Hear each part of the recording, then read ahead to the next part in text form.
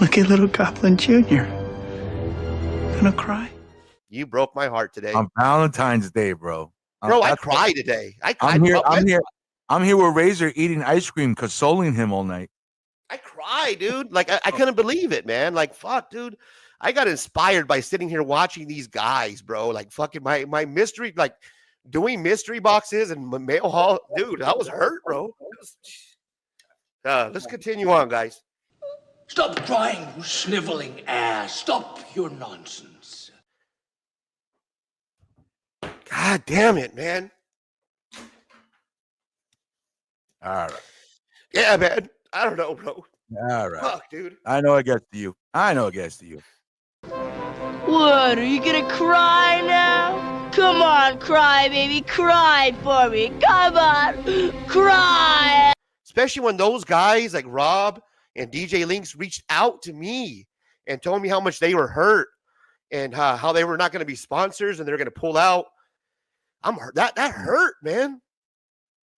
Yeah. You know what I do? I do need to grow some balls, bro. But you know what I mean? Maybe I do, Rad. Maybe I'm just, a big pussy, bro. You're right. You're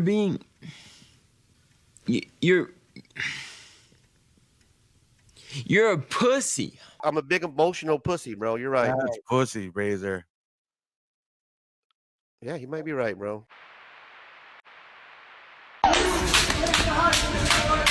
Eat a bag of dicks. Nice language in front of our boys! They ain't playing tennis. The following program deals with a controversial subject. The theories expressed are not the only possible interpretation. The viewer is invited to make a judgment based on all available information.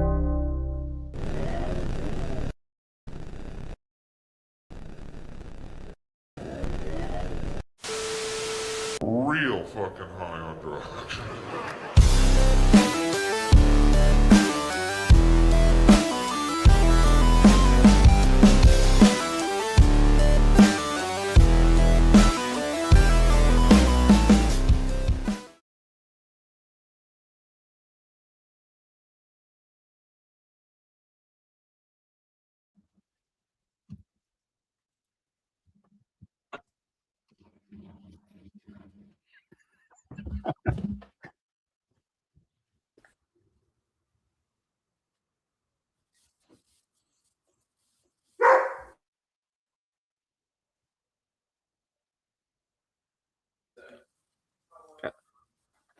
Oh, they're saying we're all muted. Are we?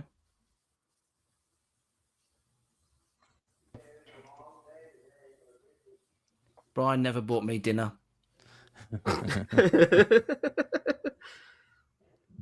Oh, they're saying only Brian now. So, can you guys hear me? The session was fucking excellent. Let's just put it that way. It was so good, you guys. Hey, what's up, Sean? It says just Brian is muted now. Yeah.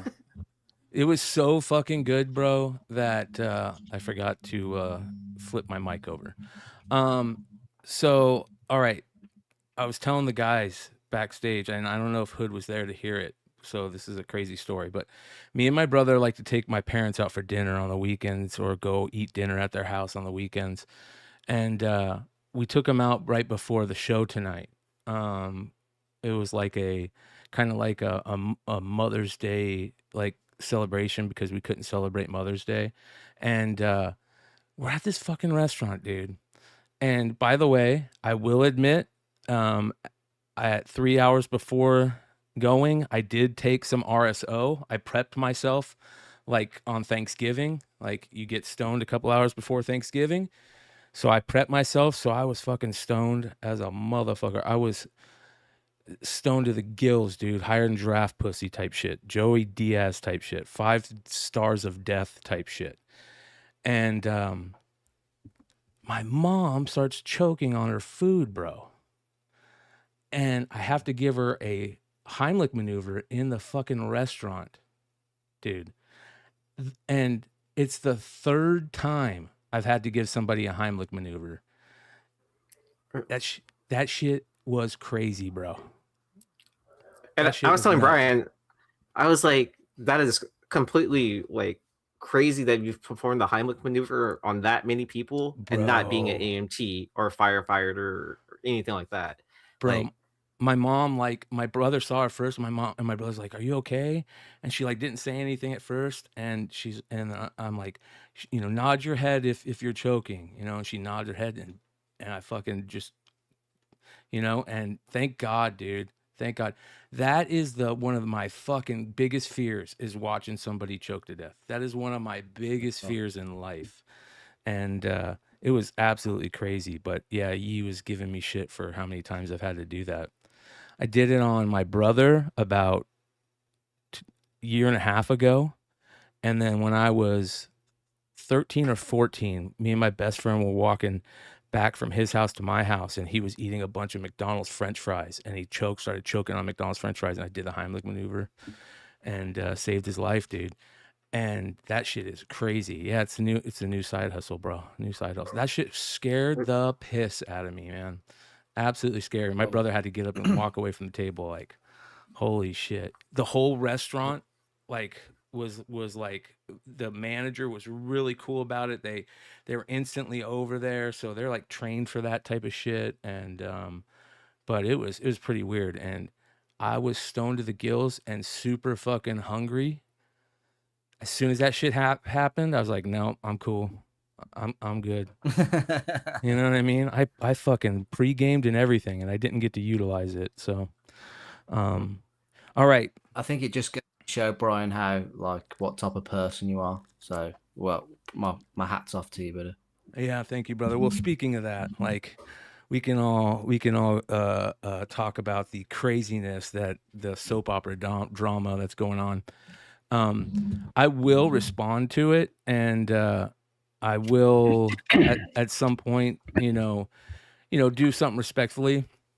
I want to say first and foremost that I still respect Dennis. I edited out that image from the last show. That was in no way a thing that, that was in no way something towards Dennis. That was more, a little bit angry the other way. And yeah, it was all directed towards Razor, man. Yeah. Yeah. So He's such a pussy, man. Out of respect to Dennis, ultimately I got rid of that shit. And that being said, I did not watch the show yet. I will watch it.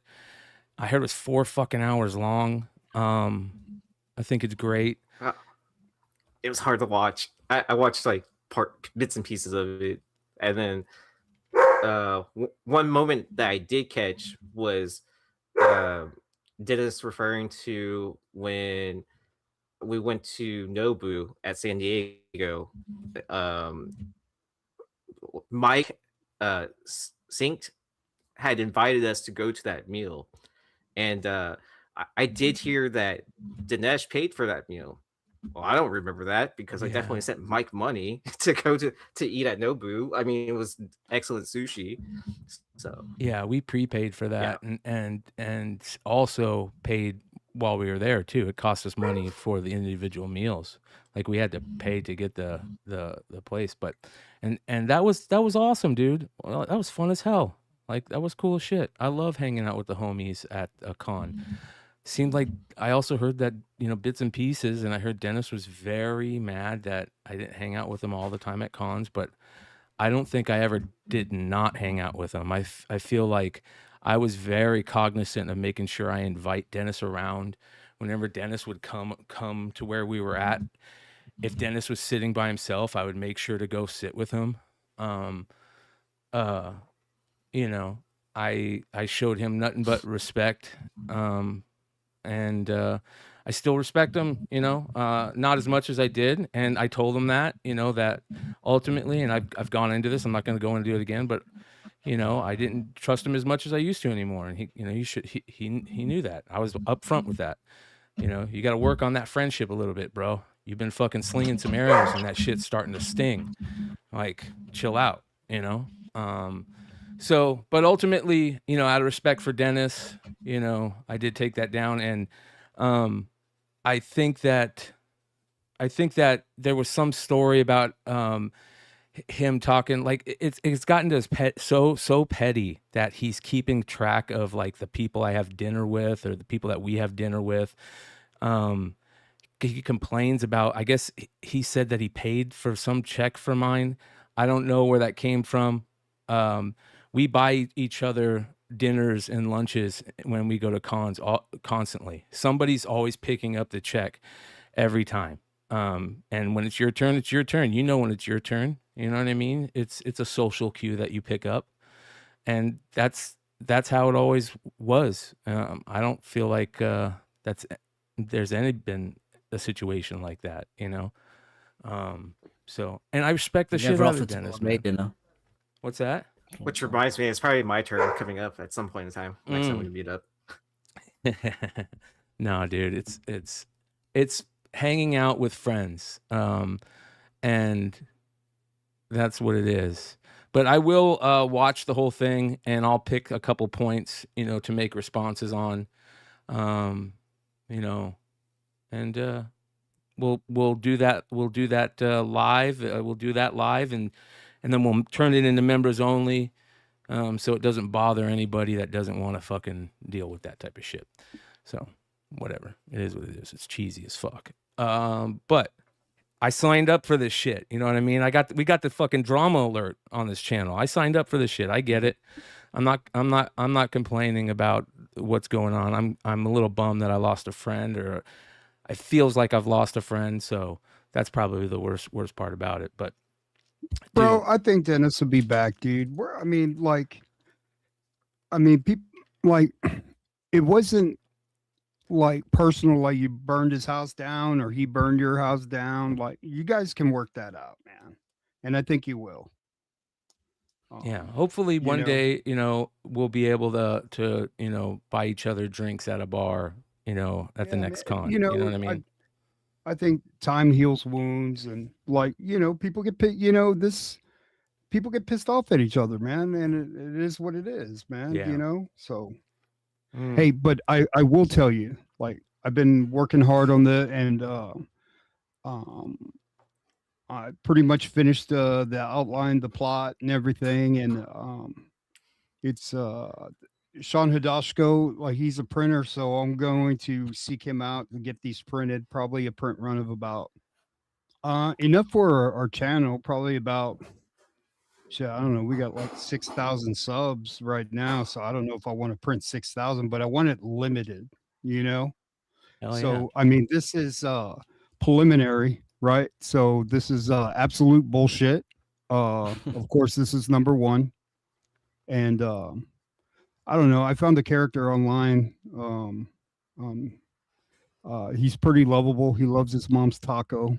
So, but I'm working on the story on this, and it'll be pretty good.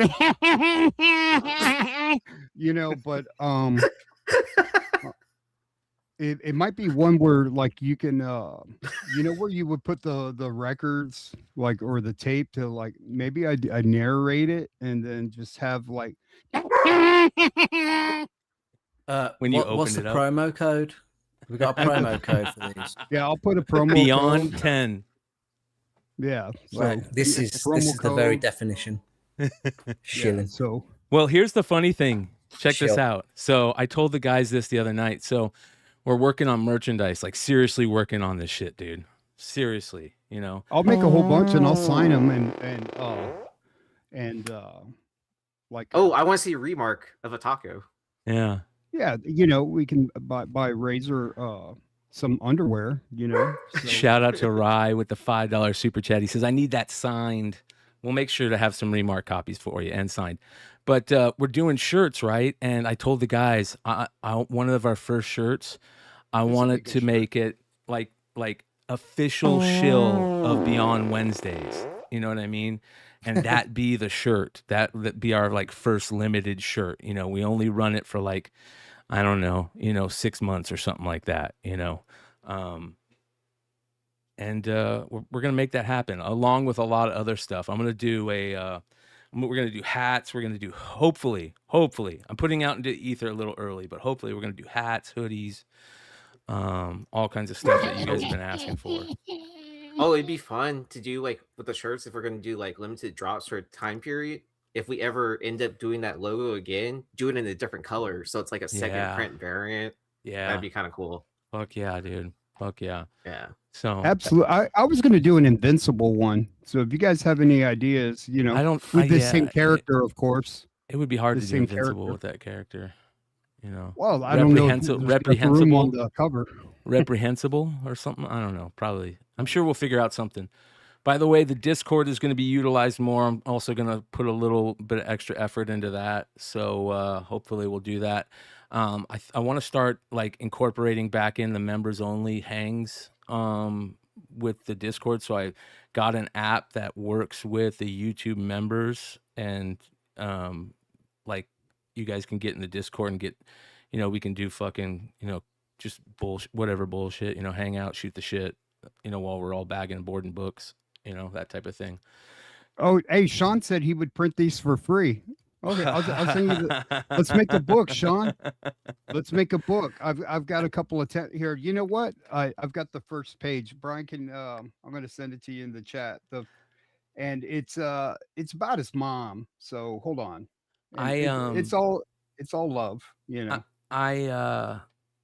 I did hear that Sean jumped up on there. So shout out to Sean for doing that. Yeah. I thought that was pretty interesting. So I talked to him. I caught the tail end of the show this morning when I woke up, and it was, for me, it felt unwatchable until Sean came on, and I've got to give like massive kudos to Sean, because he jumped into the lion's den, and it was really brave of him, to be fair.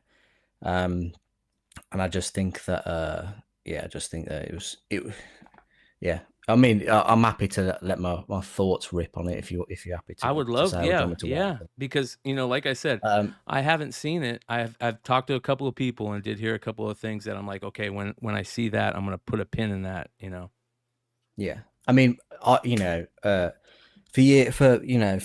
over the past year or so or whatever, like I've gone to many comic shops here in the UK, and a lot of them watch the industry of comics show. And when they, when I talk to them and I've mentioned like, I've been on Beyond Wednesdays and stuff like that, the first thing that they ever say is, can't stand that Dennis Barger. What's up, Miss Music Pub? And for me, my opinion of Dennis has always been, yes, his hot takes on things can, it's a different outlook that he offers in comparison to the rest of the hosts. And he's so polarizing. It's good for the show because he offers a different opinion. Rightly or wrongly, whatever he says, it's something different, and it invokes a reaction from the audience. So, but I mean, after watching, seeing everything like transpire from the past couple of weeks, I kind of feel like, for me, like if somebody's a good person, if they have honesty and integrity, you don't scream it from the rooftops. People know that you have those qualities. People who say that they have those qualities don't tend to really have them. And that's not me saying that he hasn't. That's my thoughts on it. I will say this, and real quick, just on that point, I will say this. I have been reached out to by some people that I wouldn't expect would reach out to me to say, like, kind of the similar thing, that like, this is a good thing, and I've always stood up for Dennis more, and if that's ever been said, and it was the first time where in my head I didn't feel like standing up for him at the moment. You know what I mean? So I genuinely feel for you, Brian, because you have you've lost obviously a good friend there. I don't know if that relation, after that show last night, I can't say whether that relationship is salvageable for you. I heard Dennis, but somebody told me he talked about when he came over and stayed here before we drove out to San Diego, and I thought that was very interesting too. You know, if I mean, anything, like that made like that should have showed him that, like, dude, I wanted to be your homie, bro. I tried, and I tried to my best, and you know, you can only try so much before it's like, fuck it. Shout out to Rye. He says, being on a publicly shared show, one needs a thick skin and not feel so threatened by a young, strong voice. There is something there, bro. There is something there about what up, Nate? What's up? Hey, fellas. There is something there about either being threatened. I don't think it's jealousy, but there is some type of force there with him and Sean that Dennis can just not. He jumps out his skin to look foolish about Sean, you know. Oh, hey, so James, so you wouldn't jump on Razor's show if he sent you the invite? No, I wouldn't. Would I jump on? Yeah. So, No. Yeah, I was just fucking around. I look good, man. Look, the truth about his mom. 24 more pages incoming, yeah. You know, you guys, that's the other thing. She like, didn't, I'm indulged. She didn't look that young, but you know what? You know, she. I'm not. And that's the other thing. Like, in all honesty, and this is to Dennis. Like, dude, sometimes you like. I always say this. It doesn't matter who the fuck you are, especially if you're a man. Sometimes you have to fucking shout back. You know, you have to throw a rock back. You know what I mean? You can only take that so long, and it's hard to fucking be on a public show and be like not wanting to just be like, fuck this guy, fuck that guy, fuck this guy. I try very hard to not act like that. But that being said, it's fucking YouTube, dude. It's YouTube, and it's in the comic world, and there's a lot of interesting stuff that happens in the comic world, dude. And Dennis is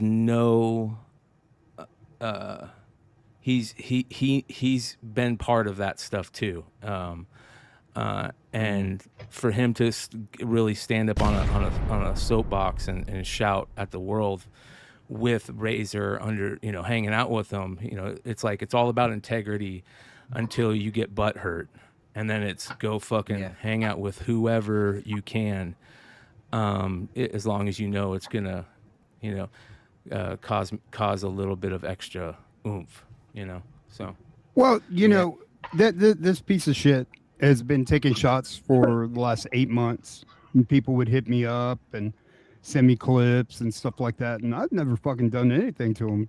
So this isn't just me being petty and then just like, yeah, this it was is weird. Like it was 8 very months, weird. Yeah. right? So you're that's taking the other shots at thing. me. So That's the other thing, and I don't want to speak for anybody, but dude, if I looked at he talks about how he was a friend to us or to me and he's friends with Hood and everybody on the channel.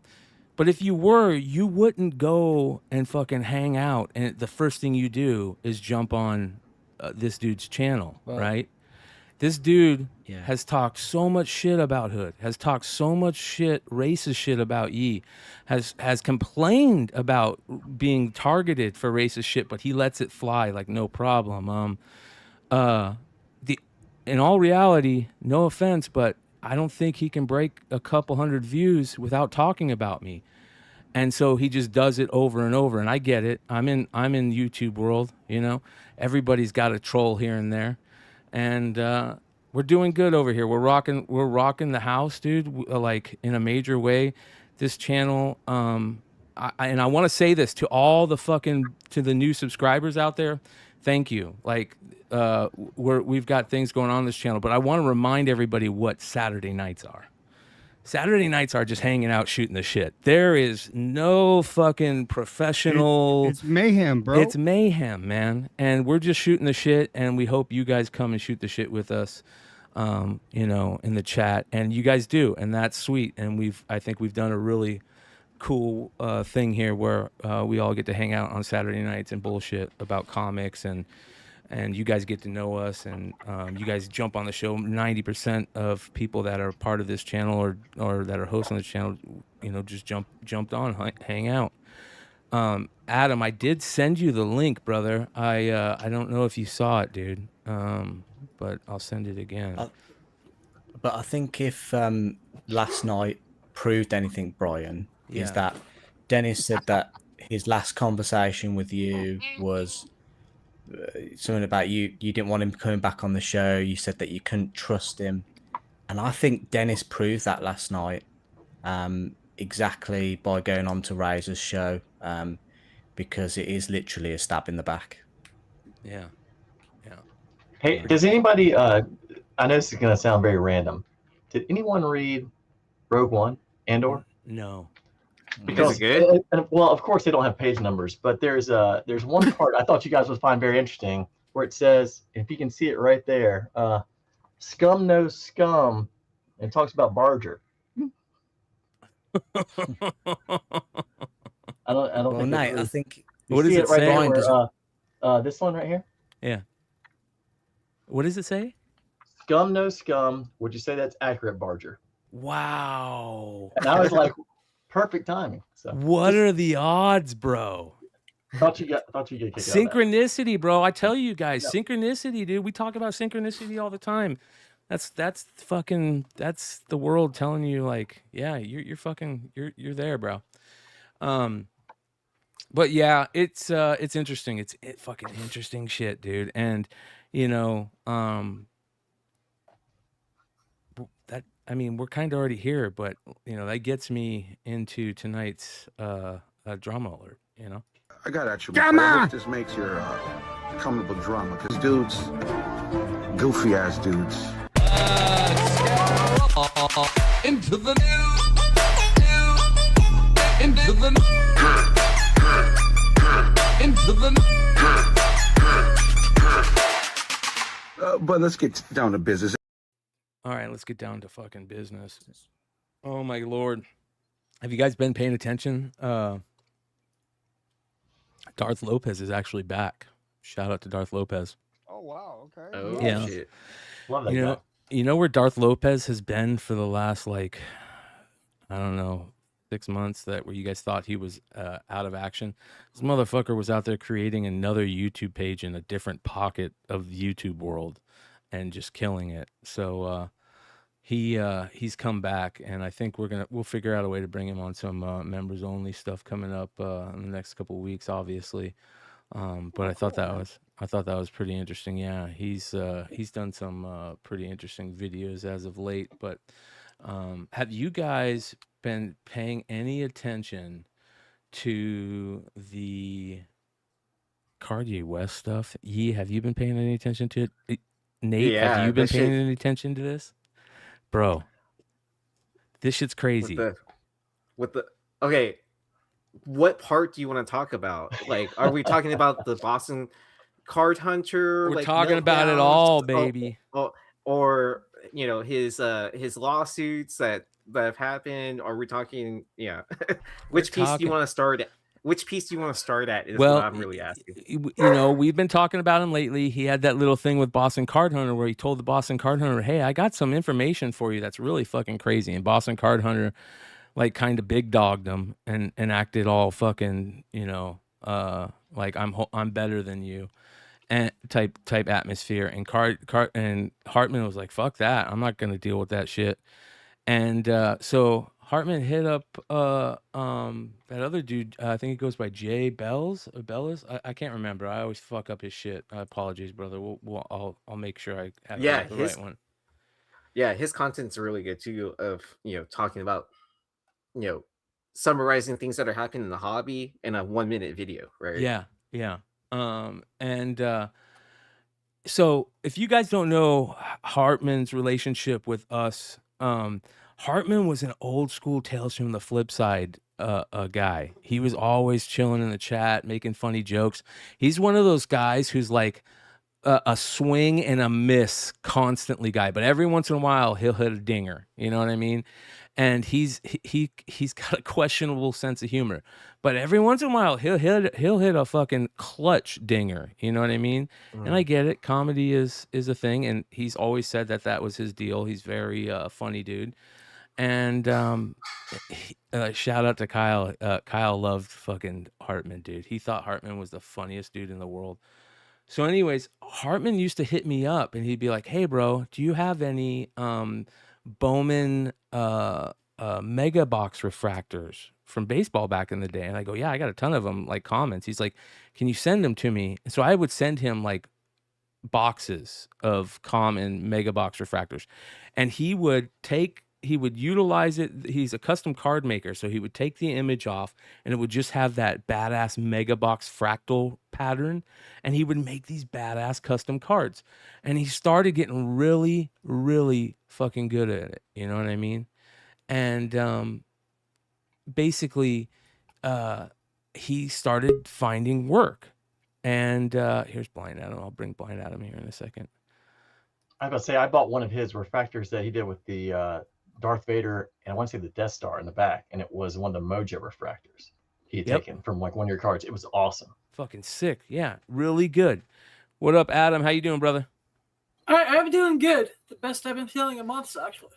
Good, brother. I'm glad you're here. Love it. So Hartman starts working, starts getting some jobs, and he starts working with this guy. And I might be telling the story wrong. Go to fucking I think it's notpiggybanks.com, or I'll drop the link in the description in the live chat in here in a second. He made a whole website about all this shit. It's fucking amazing. So basically Hartman starts working for this guy. He's like this comedian guy that's kind of connected, and he starts making these cards for these young prospect kids, like kids that are like, you know, like 14, 15, and 16. And they're in this group called like PG. I forget what it stands for. It's like a, you know, like super club baseball, you know, for the best young stars in the nation. And it's big money. And there's all these guys, like, I'm not going to say taking advantage. Like when I say taking advantage, I don't want you to think that in a terrible way, but like money wise, taking advantages of these kids, signing them to these weird contracts at really young ages and stuff. And where like Ellie De La Cruz, he got signed at like, you know, 14 years old, and he signed a contract that said he has to give 10% of all of his earnings to this guy. You know what I mean? Throughout in perpetuity, like weird shit like that. So anyways, Hartman starts working for this guy that's in that type of world and making these fucking cards. And he's and you know, here's one of them. This is the Connor Griffin card that he made for this group. The company's called Perfect Game. And dude, this dude has been fucking, his name's Rob Livingston. Thank God I finally looked at that. Bro, Rob, I'm sorry. I always fuck up your name and call you Jay. Rob Livingston. And he's been fucking on it. So Hartman went to this dude and told him about all this shit. And dude, Rob's like, dude, this shit's crazy. And he's been making these videos that have been great. So I want to show you guys this shit. Check this out. This is nuts. Since Connor Griffin card. Hold on, here we go. I gotta fucking fix this. All right, here we go. This licensed Connor Griffin card, the rarest card you'll never see. Well, now that card is tied to a countersuit filed by Ryan Hartman, aka CarJ West. Perfect Game, a youth baseball scouting showcase company, is now involved in litigation tied to a card branding production and compensation disputes. Meanwhile, in this tweet by former MLB agent Josh Kuznick, he's calling out hobby lawyer Paul Lesko when he had this conversation with CarJ. And allegedly, a copy of this card is now in Paul Lesko's possession. This is a little hard to follow because there are two separate court cases with Perfect Game and Josh Kuznick. There's the first court case that was just dismissed, and this is evidence of it, where Josh Kuznick is basically calling them unfit to be watching children. And in this conversation from Rick Thurman to Josh, they're talking about swinging and the swinging club Trapeze, the same club that was mentioned in the Epstein files. The crazy part about that first lawsuit is that it was just dropped. So I guess Josh was telling the truth about a lot of stuff, of which this guy would get wasted at clubs and then come to watch kids the next morning. And now it brings into question who Piggy Banks really is, because they even mentioned this lawsuit with Piggy Banks and Piggy Spanks. It also brings into question the legitimacy of Paul Lesko's tweeting. Why wouldn't he be talking about this case? Is this licensed Connor Griffin card the rarest card you'll... Bro, this shit is getting crazy. Holy cow. Like, what are we getting into, bro? This is nuts. Man, this is like, feels like a Netflix documentary. Like, what? Bro, totally. 100%. That's what this feels like. And they're taking Hartman to fucking task, dude. Have you seen... So, this guy, this Boston Card Hunter guy, keeps talking about PSA, but that Rob Livingston guy brought up how he's fucking working with Fanatics. You know what I mean? And like literally a paid person with Fanatics. So it's very interesting. The card world is really tough. You have like these people that play in the card world, that make money in the card world. It is pretty crazy, dude. I want to give a real quick shout out to this dude. So I am not above taking part in sometimes bad decisions and fuck shit, you know, on social media. This is Not So Funny Books, right? Instagram account that has been putting out a ton of comic content. So if you remember, he put out that piece talking about the cost of doing a variant and the Quintana stuff, and it was way off. Every retailer kind of called them on it. And oh, was that dude? Yeah, that dude. Yep. And but he owned up to his mistake too. Fucking A, he did. So, but before he did that, and it didn't matter when he did it, to be honest. I don't know why I said that. But he put out a post where he was talking about some book, saying it was the hottest book in the country at the time. And I was like, I don't know, man. I don't think that's the hottest book in the country. Where are you getting your information from? And I shouldn't have done that. That was me being like stoned and being like, you know, like who the fuck is this guy? You know what I mean? Like what are you doing, Brian? So like, don't get me wrong. I'm not above that douchebaggery sometimes. You know, we all get caught sometimes. It's just whether you're willing to admit it. And so I'm giving him shit and whatever. And he's giving it right back. And he put out another post, and I hit him up, and I'm like, and he tagged me in it, and he said something, and I go, you know what, brother? Why don't you come on the channel, Olive Branch? Because he's actually been putting out some really good content, no doubt about it. He's been putting out some really good stuff. And this week he put out a very interesting industry take on something that I think I'm going to bring up with the industry guys on Tuesday, see what they think about it. But you know what I mean? He seems like just a dude that's maybe into comics, and he's also like into numbers and analytics and, you know, whatever. So we're gonna figure out a way to bring him on the show at some point. He'll come chill and shoot the shit with us. But very interesting, dude. I love that fucking Chad Wynn's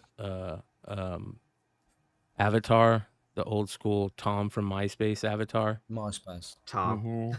Mm-hmm. God, MySpace. Wow. Yeah, bro. Remember the days. Yeah. Yeah, I would not join it to save my life. I was like, who the fuck needs people online? I was like, that's the lowest of the low.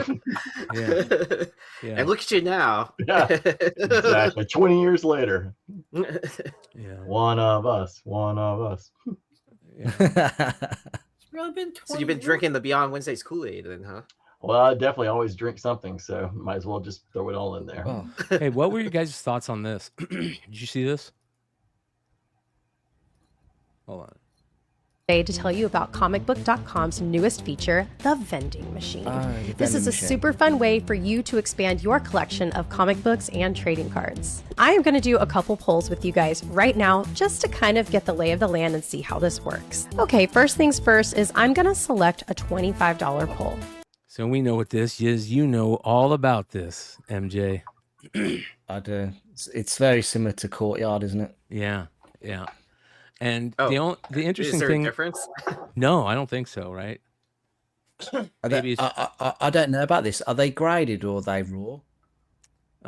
Let's take a watch. Oh, what a cute animation. I love it. Oh, it's like a little blue bag. Let's shill for comicbook.com. Whoa! Okay, this is so fun. This has a value of $46. I basically doubled my money just there. I'm keeping this one for right. It's basically she got the Derek Coleman of NBA hoops for 91. So Bro. well done. Bro, this is so interesting to me because comicbook.com used to be one of those old school comic book sites, news sites written by people. Now it's all AI based. Every article is AI based. It's all clickbait. It is so bad. This reminds me of what was the I think it was on it was a Wednesday show. This was quite some time ago, but with the one piece that you can buy a book and then you can sell it back. Yeah, that's what this is. Presents. Yep. Is that the same thing? Yeah. Same thing. For sure. Okay. I believe. Let's see. Yo, Black Panther. Now I do have some Black Panther in my collection. A raw comic, yes. She has some Black Panthers in her collection. Bro, why would they did that raw comic? I would Does be it say the pissed. value is sell for $11? Right. Yeah. It looks just like that. Where are they getting that from? That's like $1 book, isn't Hey, it? I'll sell it. I'll sell you 100 of those for $11. For the visually impaired people in the room, what was the book? It's Black Panther #1, the 4-issue limited series, though, Adam, What, from the 80s? From the 80s, yeah, from the late That's 80s, early 90s. Over a $5 book? Yeah, Did I grew up in a cave somewhere? it looks like it's probably when the they're showing 90s. is in mint. There's nothing wrong with it whatsoever. So, but still, no, You're right. look, bullshit. Look at that top left corner. There's fucking. Oh, you're right. Yeah, I was looking at the black part and it just looked so clean.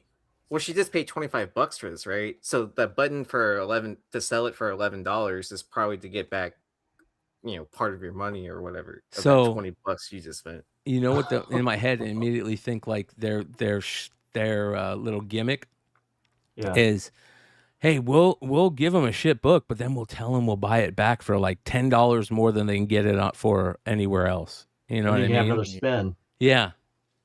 Yeah. That's the gimmick, bro.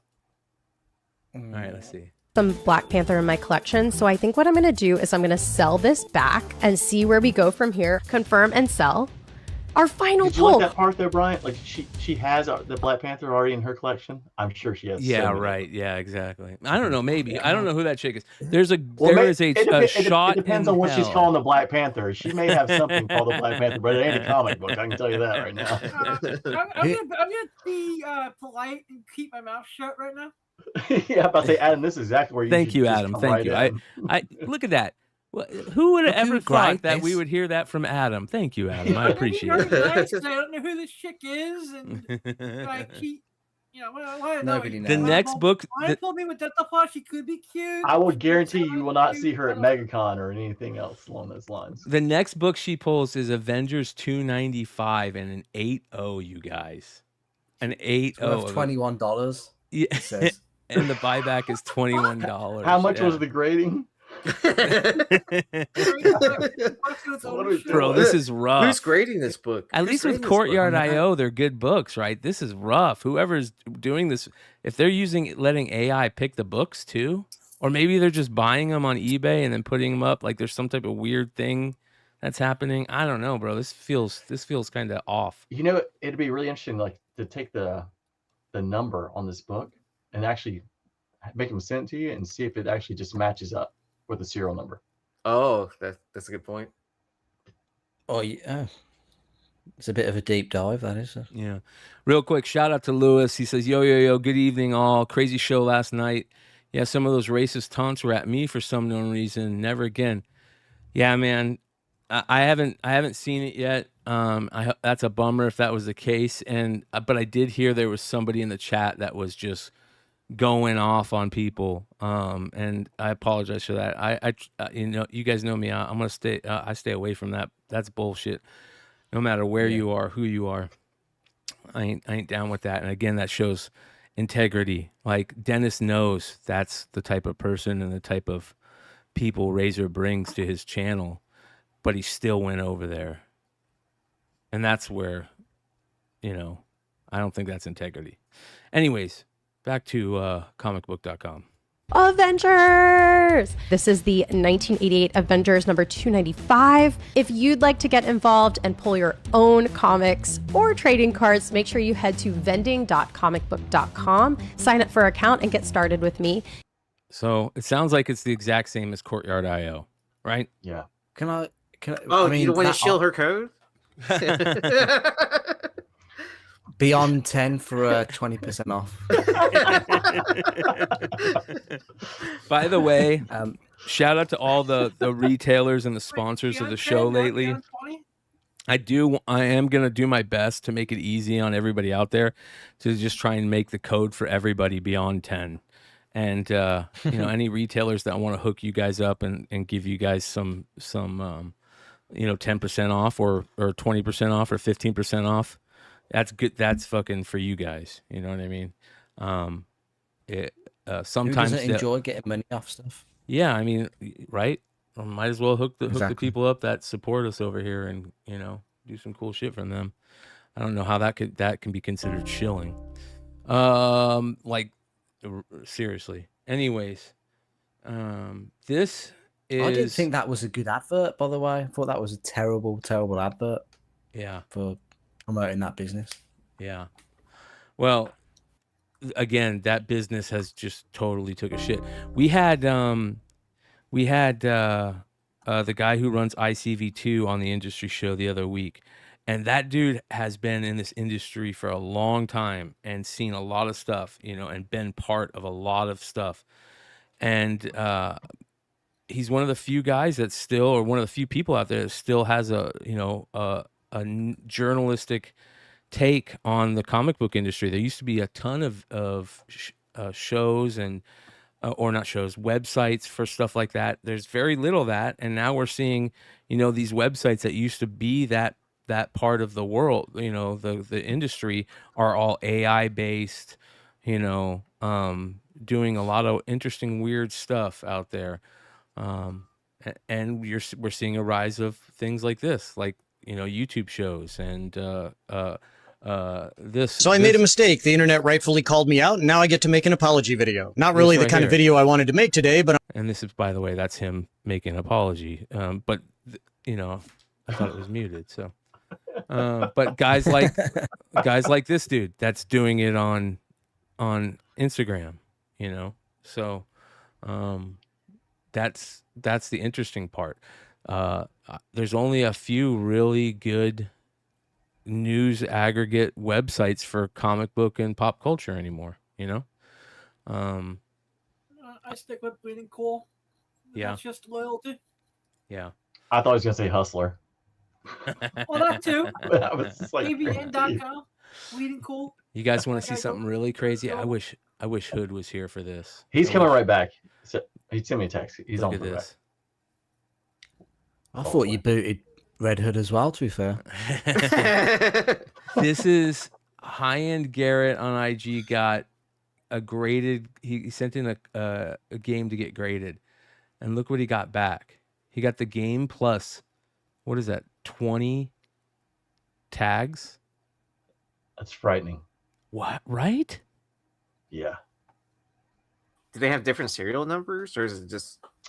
That was actually where I was going to ask next, because you would think they'd have to be the same, right? You'd hope.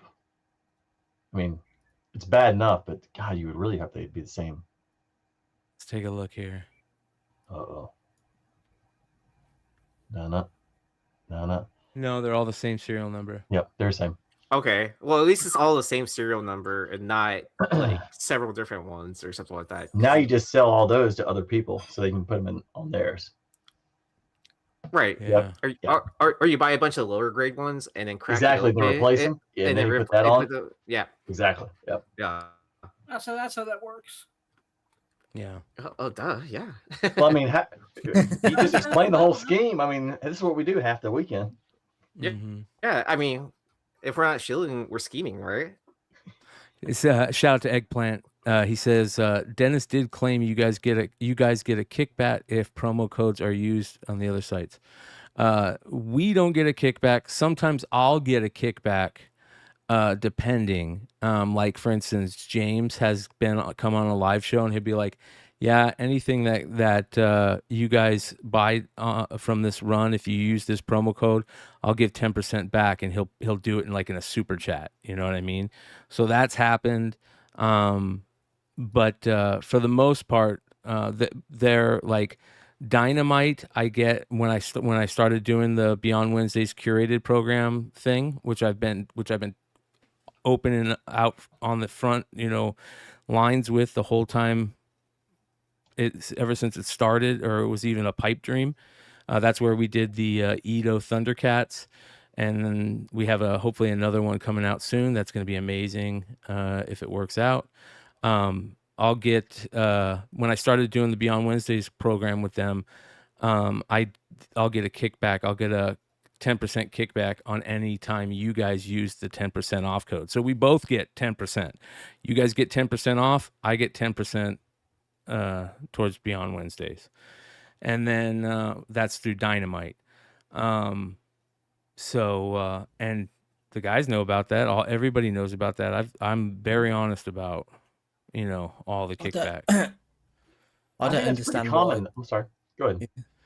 Oh no, go on, Nate. Go on.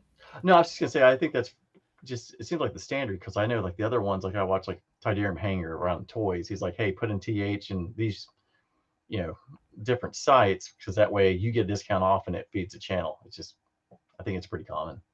I don't think there's anything different than everybody else has. Yeah, I mean, I'm a YouTube channel. Like I've been very honest.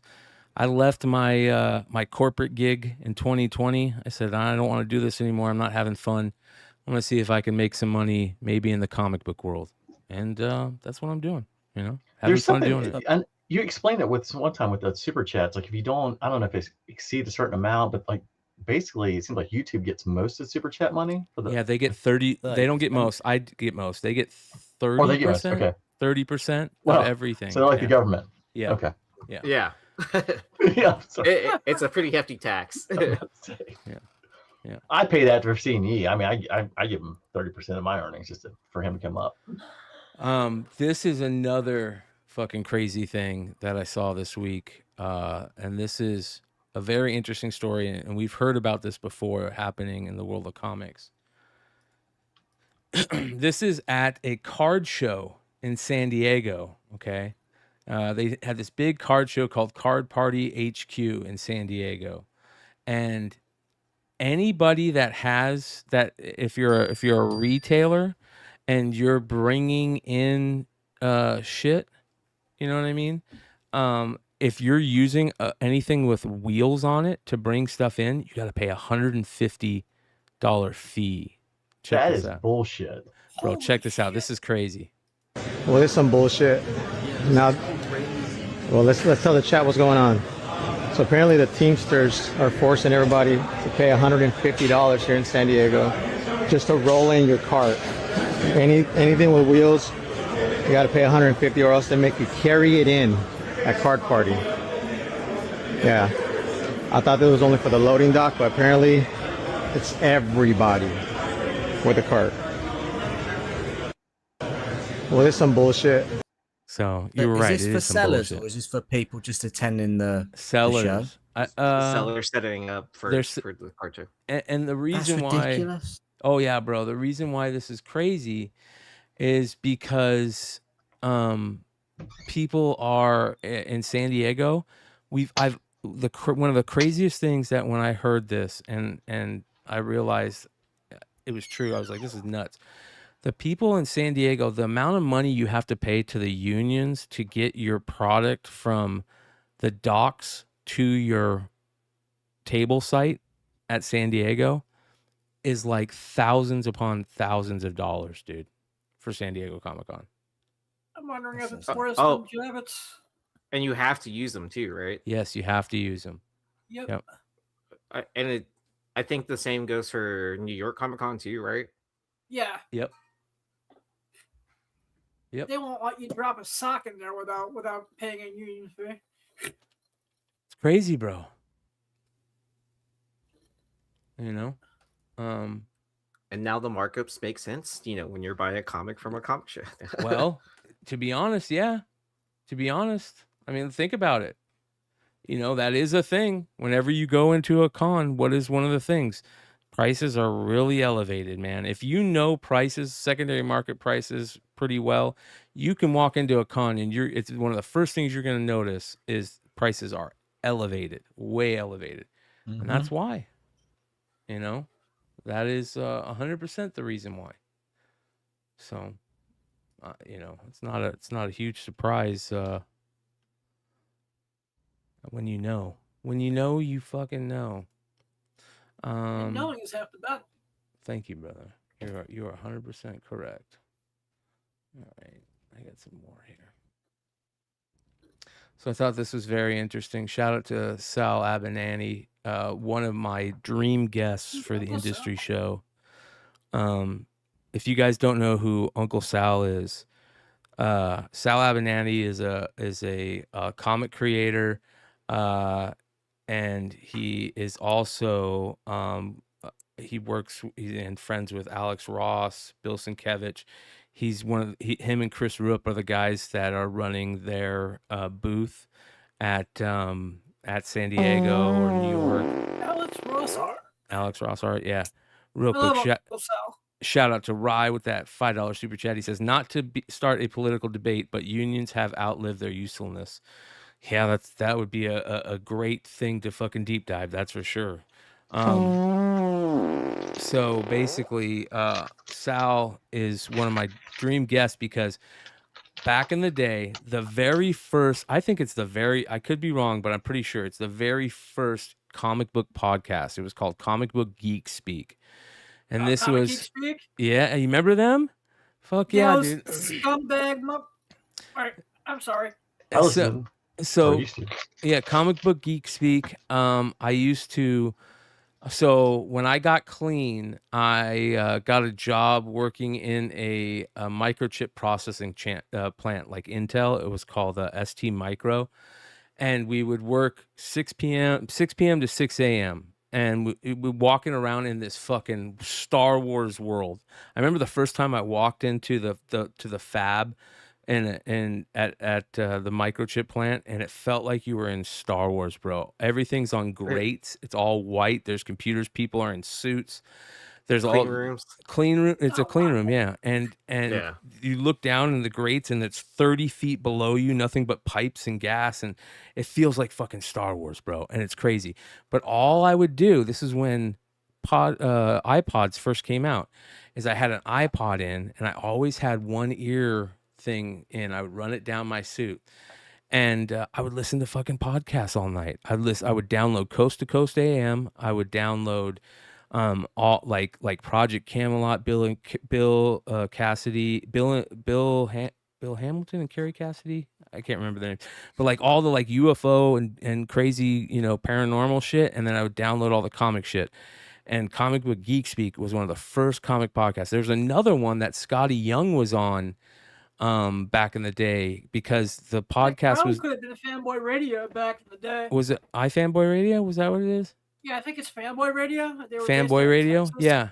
And it was because the guys that did the podcast were his local comic shop, and he would just go and shoot the shit with them before he was even like published. It was crazy. And I would listen to these all night. It was a sweet job at the time, and very, very cool. But anyways, there was a show called Comic Book Geek Speak, and they had this guy that would come on named Uncle Sal, and he is a fucking crazy, like really charismatic, cool cat. A lot of knowledge in the old school. And he put this out on his IG, and it's a little bit of history. On that Jack Kirby, you know, Jack Kirby created those characters. I'm inclined to think that he created almost all of them by himself. One of the things that makes me think that is Stan Lee. It's in one of those Origins of Marvel Comics books where he reminisces about how him and Jolly Jack created Captain America. You know, what a great time that was when me and Jolly Jack created Captain America. Stan Lee was about 12 when Jack Kirby and Joe Simon created Captain America. You guys know that? Wow. That's That's crazy. kind of crazy. Right? Yeah. That's crazy, bro. I don't sound like him, do I? just throw. Was that Alan Moore just asked that question? That was Alan Moore. You haven't gone down question, far right? enough the wizard Yeah. tree You yet. sound just like him. Yeah. You have to be handling snakes and all that stuff before you start sounding like him. Witchcraft and all that shit. little longer, but yeah. Dude, I saw this, and the first thing I thought in my head is like, dude, what are the chances that, like, you know, we've been talking a lot lately. Like, Marvel needs to go out and get somebody. I think it was Mike Hansen Zatari. Shout out to Mrs. Horsecock Express, one of the best fucking YouTube names ever, and a longtime supporter of the channel with that $5 super sticker. Thank you, brother. So, anyways, they were talking about, like, somebody needs to come and save Marvel, like Scott Snyder has saved DC, right? And Mike said, Jim Lee. What if Jim Lee came back on X-Men? Oh, that'd be fucking awesome. That'd be great. It is so bad right now. Like I've been reading for a while, and I finally just dropped it like 2 months ago. I'm like, and that was the only Marvel title I had. Yeah. Yep. It's just I quit not good. X-Men, right Revelation, whatever the last Apocalypse crossover was. Mm-hmm. Yeah. It's just too much to try to keep up with. Yeah, well, it is hard. Here's the problem, because, you know, the way we got into that conversation was Jonathan Hickman's coming back to do X-Men with this whole Midnight thing, and nobody wants that. Nobody. You know, when they wants did that. the X, when Hickman was doing X, was that God? It feels like it was COVID when he was doing it. You're talking about Austin Powers? I'll be right back. Yeah, and I liked it, but it never paid off. Like the whole buildup was great, and then it was just like the battles were just so fast and they ended so quickly. It was like you build it up for 8 issues and then you just kind of ended it so suddenly, quietly. And yeah, and at the same time, you saw what they were trying to do too, is that you had to read 6 different X titles to understand the full storyline. Yeah, I mean, it got so confusing at a point that you know they actually had to create a graphic novel where it has all those issues in order of how to read it. And it's like kind of like, if you need an encyclopedia just to understand how to read a comic, like that doesn't, no one's going to read it. I will say, I think that's the one good thing about the Energon universe, at least with G.I. Joe. They've kept that small base of characters where if you're reading the old G.I. Joe, like, was it 327? Like, Hama tries to incorporate so many guys. It's so hard to kind of figure out exactly, I mean, because there's so many series of guys like, wait a minute, who's this guy? And then it's just, and I'm a G.I. Joe fan. I'm like, I don't need to read about Psych Out. Like, I do not care. Like, keep me with Beachhead, keep me with Flint, you know, like the main core. I don't, here and there, if you want to incorporate somebody in a side story, that's fine, especially if they're the ones who get killed. But it's hard. It's a lot of work. Yeah. What's it, you know, at the beginning of the Marvel books where they have like kind of recap? I felt like every time I was reading his Hickman books, you really had to read those. Study. You had to, and you just read a book like last week, and but it felt like it was okay. Now, where did it end? Like, I'm just trying to catch up. It's work. Yeah. I mean, I guess like people could give this, you know, because he's doing the Midnight Run stuff that's coming out for Marvel. Is that what it is? Yeah. Is this what Hickman's doing? Is the Midnight stuff that's coming up? Yeah. Yep. Yeah. I mean, how many? Do you know how many titles it's going to be, or is it so far 3? It was like Spider-Man, X-Men, and I think Fantastic Four. Fantastic Four, yeah, I think. Okay. If it doesn't expand to like 20 different titles, I guess I'll give it a chance. But I don't know. Maybe. Boring. Listen, you guys, let me ask you something. Truly. Okay. Let's take a look at this. Put those in there. Okay. Let's find this. Let me see here. Marvel Midnight. Marvel Midnight.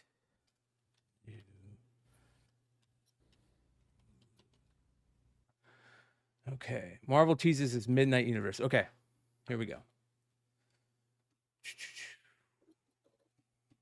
Where is it?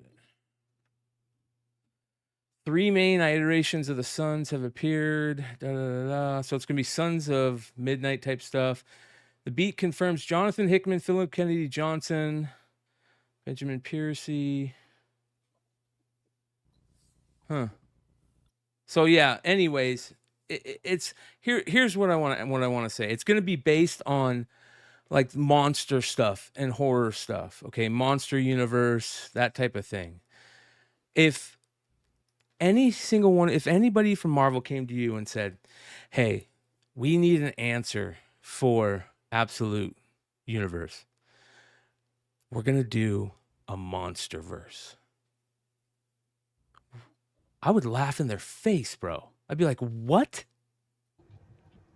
You know, the funny part is before Absolute, when Ultimate Spider-Man was taken off, it was so hot. And then DC came back with Absolute, and then all their titles were hitting off with Batman, Superman, and Wonder Woman. But all the other Ultimate titles completely just flopped. Like, well, X-Men was so bad. Avengers never really got off the ground. Well, I mean, if they're doing the horror stuff, do you think that they're more seeing the success that indie comics are doing with horrors? Like, Mark Spears. Hasn't Zombies? I mean, hasn't Marvel Zombies been horror? Wasn't the Blade stuff the Blade big event? Wasn't that horror? Blood Hunt or whatever. Blood Hunt, yeah. Oh yeah. Yeah, Like- because of Red Band stuff. Yeah, like Yeah. what? Come up with a good idea. I think Absolute. Yeah, it's treading characters, styles, and mythos, but there's change. There's enough change to them, and it's very stylistic, right? It's very manga, anime style. Like, I haven't seen the style of the Midnight stuff, but they really need to knock it out the park on the style if this is going to be a hit, in my opinion. You know? I'll tell you, if you're asking Elsa Bloodstone or the Darkhold to be the carriers to save the Marvel Universe, Nah, it's like asking the Mets to carry the MLB. I mean, you have no chance. What's going on? All right, so I gotta throw out some credit to Niobe Comics. He's been doing these little clips, and we talk a lot about AI over here, man. We talk a lot about AI over here. We and in many different ways, from different viewpoints, different advantages and disadvantages, and I think Larry? that's Larry, yeah.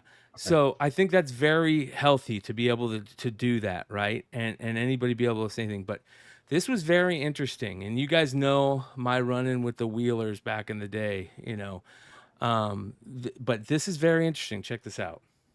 On everyone, it's the Twitter files. It's LP, writer and creator of the comic books Niobe and Savage Sin, here to talk to you about AI. Yep, we're back to AI once again here, the controversy, and it's only going to grow. We have a post from Mike Wheeler of Divinity Comics, and he says in this post, and I quote, "I have figured out how to consistently color full pages effectively with AI. This will save us thousands of dollars, #winning, like Charlie Sheen." And we see here how he's doing it. We see here the base image, and then we see the AI rendition. And this is a high res. I mean, this is at 31 megabytes here. That's not a small file for an image. You know what I mean? Isn't that crazy, bro? Is that nuts or what? Interesting. What's going on, everyone? Let me see if I can get this back to where it was. Here we go. Drawing things on paper because they're going to be able to do it with the AI. And it will look probably better than what they're able to do in some cases. Maybe not all. Really talented artists are out there.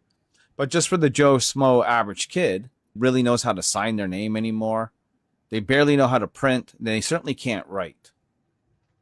They're soon going to forget or lose interest in drawing things on paper because they're going to be able to do it with the AI.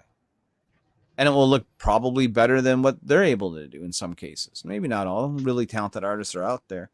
But just for the Joe Smo average kid, right? Now they can spit out pretty much whatever they can think of at a push of a few buttons. It's crazy, right? I mean, look at, if you can... Manga. Let me see if I can find a little bit better images when he's showing the images. But here it is. It started. We have indie comic creators openly admitting that they'd rather just have AI do the coloring. It's going to save them money. They don't have to pay a colorist. It saves them time. Isn't calling the Wheelers an independent comic book creator an insult to independent comic book creators? I have to, the only true thing in my mind I can give them credit on is they do put out comics.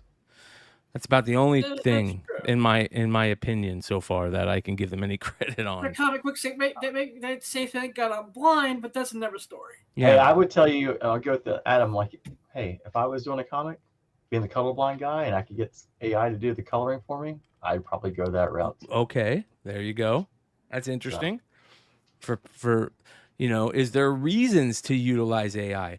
And Jesse Crescione has always said that like 9 out of 10 people that walk into his store that buy a comic book could care less if the art is AI or not, because I would tell you the coloring I could get with, but the drawing, like, yeah, it's got to be, that's where I need the artist. Like, you goes, and that's where with that line with AI, I don't want, like, I know what Jim Lee's style looks like, or I know what Jason Fabok's, or Opania, or Brett Booth.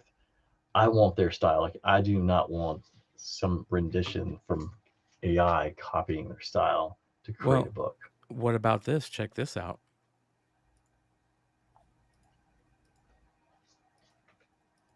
AI to make comics is what a lot of people are assuming after seeing this image. Peace. I'm AJ Ampadu, also known as Earthstone Kingdom, and I'm the current writer of Tales of the Shadow Man for Valiant Alien Books.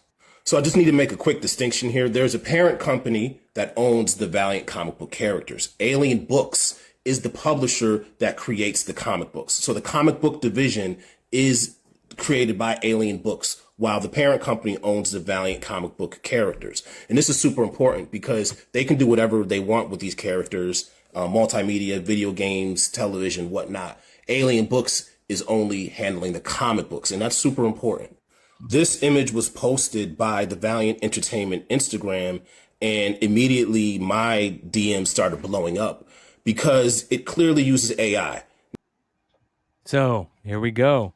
We talked about comicbook.com and its AI use, or how a lot of the old school news aggregates have gone to AI aggregate stuff. The colorist thing that we just showed.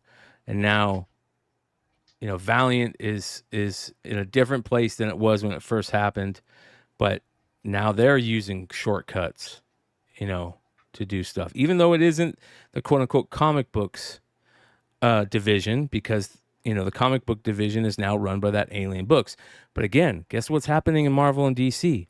Marvel now is everything that's happening. Do you think that they're gonna have a comic book division that's gonna not want to utilize shortcuts? All these changes at Marvel are going to stifle the comic book production from all opinions out there that I see. From the majority of the opinions I see, it's people saying, "Dude, Marvel's not in a good way." And they're going to figure out any way they can to save money, to, skip a step, that type of thing. And here we go. It's starting to happen. Now, this post has nothing to do with talking about AI and how I feel about it. I just want to make the distinction that this has nothing to do with the comic books that Alien Books produce. And here's a creator who doesn't want the AI quote unquote stench to be on him.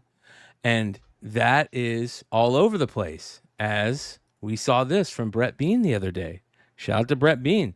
He's letting it known. This is how I feel. Attention retailers, cover artists using AI will not be approved for covers on Dork, now or ever.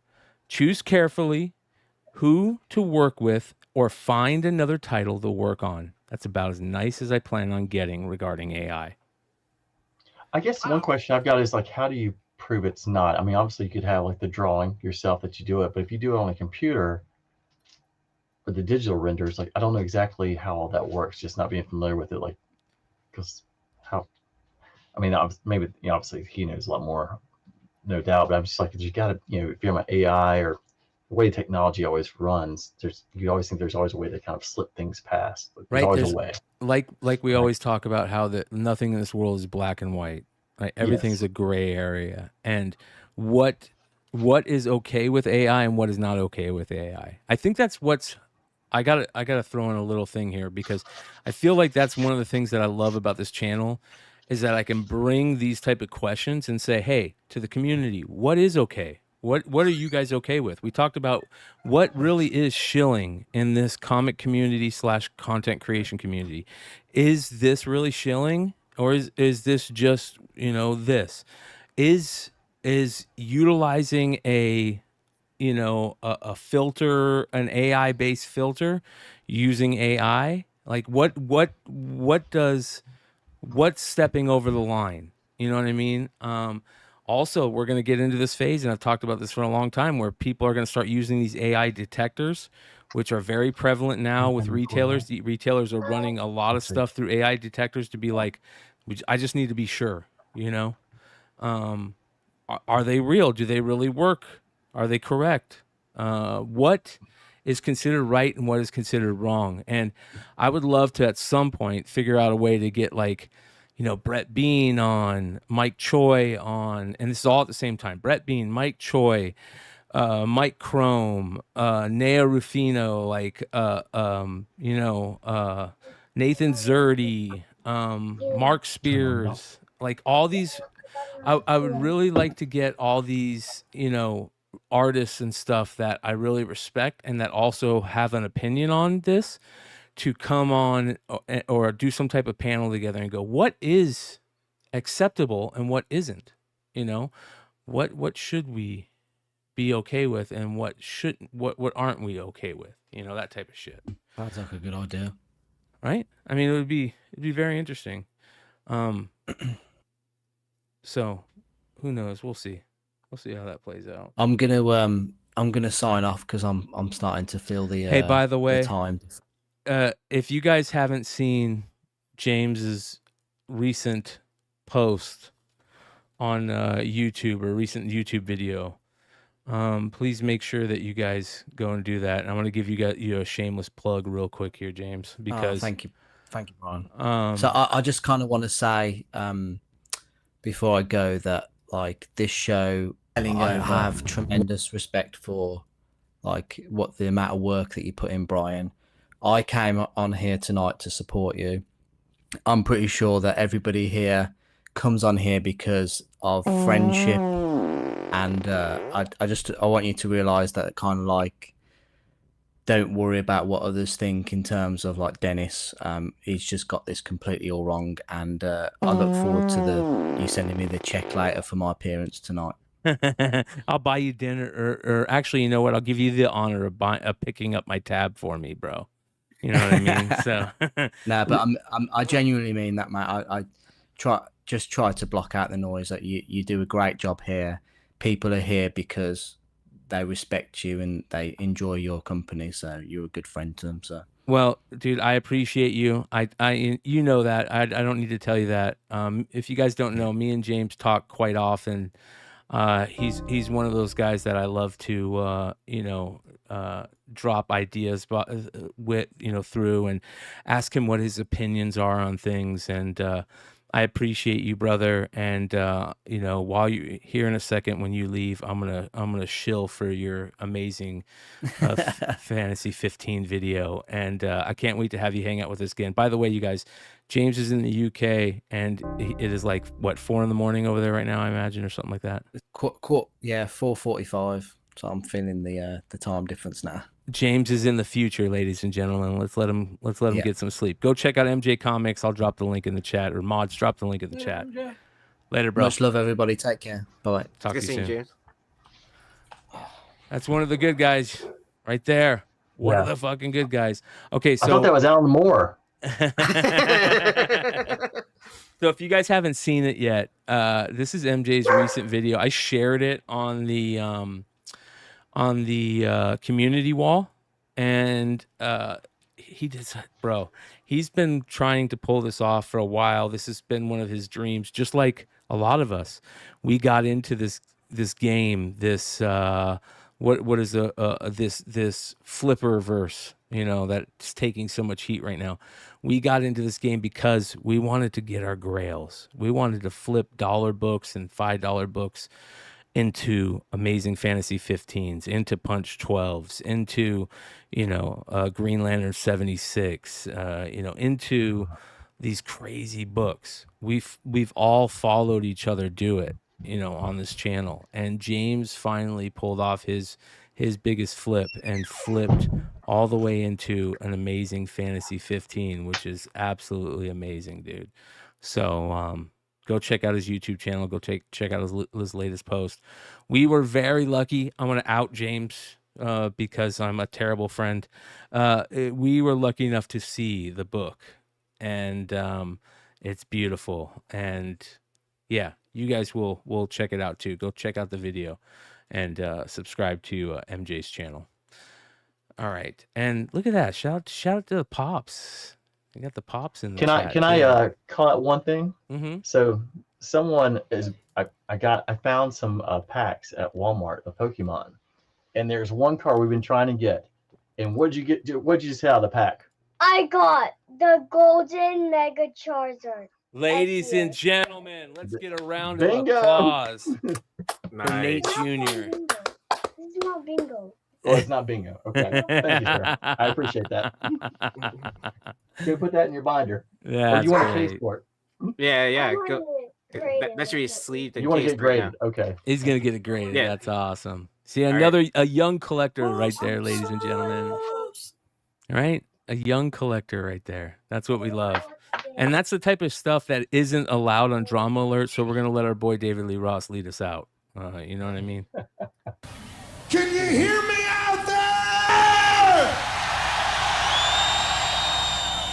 Hey, man, don't be squirting water at me. I'm gonna fuck your girlfriend, pal.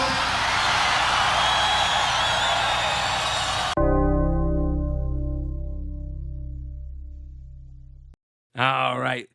We have a freaking epic pickup, you guys. Like, hey, really. Be careful with that thing.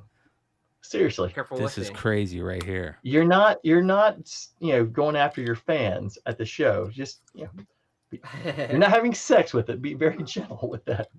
What? So Yi has caught the original art bug, as you can see from his wall next to him.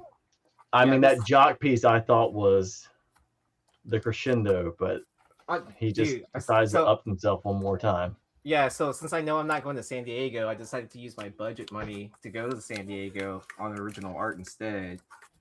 So I picked up a couple of pieces. Someone had hit me up. So shout out to James from Hive Comics. He's like, hey, I'm looking to sell these pieces. Are you interested in, or he's like, he hit me up for this first one I'll show. And then he's like, because I've been eyeing our girl's art for a while, and I've been wanting to pick up one of her original art pieces. I will tell you too, the fact that because you and James have same interests, like look, oh my god! So I decided to pick up this, Incredible. Suspiria Show that a little something bit is killing closer, the- dude. You got to show that a little bit closer. Look at Yeah, this. Get close. I'm That's trying the to get it original so art. it's, Oh my gosh. It's What issue is awesome. that again? It's for something that's killing the children. #1, their It's the- MegaCon exclusive Mhm. with from Hive and Held to Shorter Comics and MGA, More Great Art, right? Because I actually bought that. I bought the set for Yee because I know he loves it. I have a set too. And I was gonna, because I got the autograph and the Glow in the Dark. I was like, oh, he's gonna love this. And I was, when I saw this, I'm like, big timer. I know, right? Can't hide money. So I gotta, her going rate for art covers and stuff like that. It is. And incredible. then so this is my first time seeing it in hand and everything. So it's amazing. I've been looking to get a Suspiria piece for a minute, and because I got upset when I missed out on 46. But that's one piece, right? You gotta see this other piece I picked up. How about Oh this? my gosh, bro. Put that closer, if you can. Put that closer to the camera. What issue is this? I don't remember what issue this is, but this is for Hello Darkness. I know it's a cover. That's the one where we all said, like, oh, this is too much for us. And we were like, this would be perfect for Yee. And you made it happen. Yeah. I was like, I love this piece. It's like beautiful and gory at the same time. Like, Hey, Yee. I love how it makes people feel uncomfortable. Yee, you want a seat on Industry of Comics show? For what? Yes. For that original art, I'll give you a seat on Industry of Comics show. Oh God. Now It's not Dennis. About to say, was it Dennis's? I just gotta start sending Brian art now. I guess apparently. Bro, that is so or, cool. or get a seat on all the shows now, right? Yeah, the one thing I was just going to tell you about the first piece, I will say, just because the colors in it, and again, it's coming from a colorblind guy, but I do think you need that triple matted because the eyes with the yellow, you need like not a yellow background, but you need a matte that brings out that piece. So when someone looks at it, that's what it goes to. So like the darker would almost be like the first matte, the yellow would be the second, and then like a blue or whatever, like kind of a color of her skin would be the larger matte. So if you bring it up here, Mrs. V will do it, and she's the one who does all of Dave Wilkins stuff. I mean, like, she's great, dude. She does all, and she is incredible. All right. By the way, you guys, next time I go up there, yes, we'll go. Yeah. By the way, you guys, just so you can see. I do want to give a quick shout out real quick because make sure you guys go check out More Great Art, moregreatart.com. Shout out to Mike. He if you guys are looking for like Suspiria art, hit him up. That's where you can find a lot of that Suspiria art and a lot of other great artists over at moregreatart.com. This is the book that he was talking about, and this is the art that he just bought, the 08, and I'm jealous, bro. I'm really jealous. So yeah, I was so happy. Yeah. Try and use Beyond 10 for 10% off. We'll see if it works. Yeah, so I guess my wall is starting to grow now. I gotta figure out my camera angle. So like as I keep on adding more and more pieces to here. Yeah, because you feel like you run vertical. Well, I mean, but it's almost like you need the widescreen because the stuff that you keep getting is I'm thinking about rearranging stuff at my house so I can so in my bedroom that's like right here, I'm thinking about taking out my bed and then putting a desk and then making that back wall my art wall. So y'all can see all the pieces and have it set sick, up. Bro. That'd be sick. Yeah. Yeah. So summer project. We're kind of doing half pickups right here, but we got to also say, Nate, we can't, let Nate walk away from this without talking about this one right here. Damn, that looks good, bro.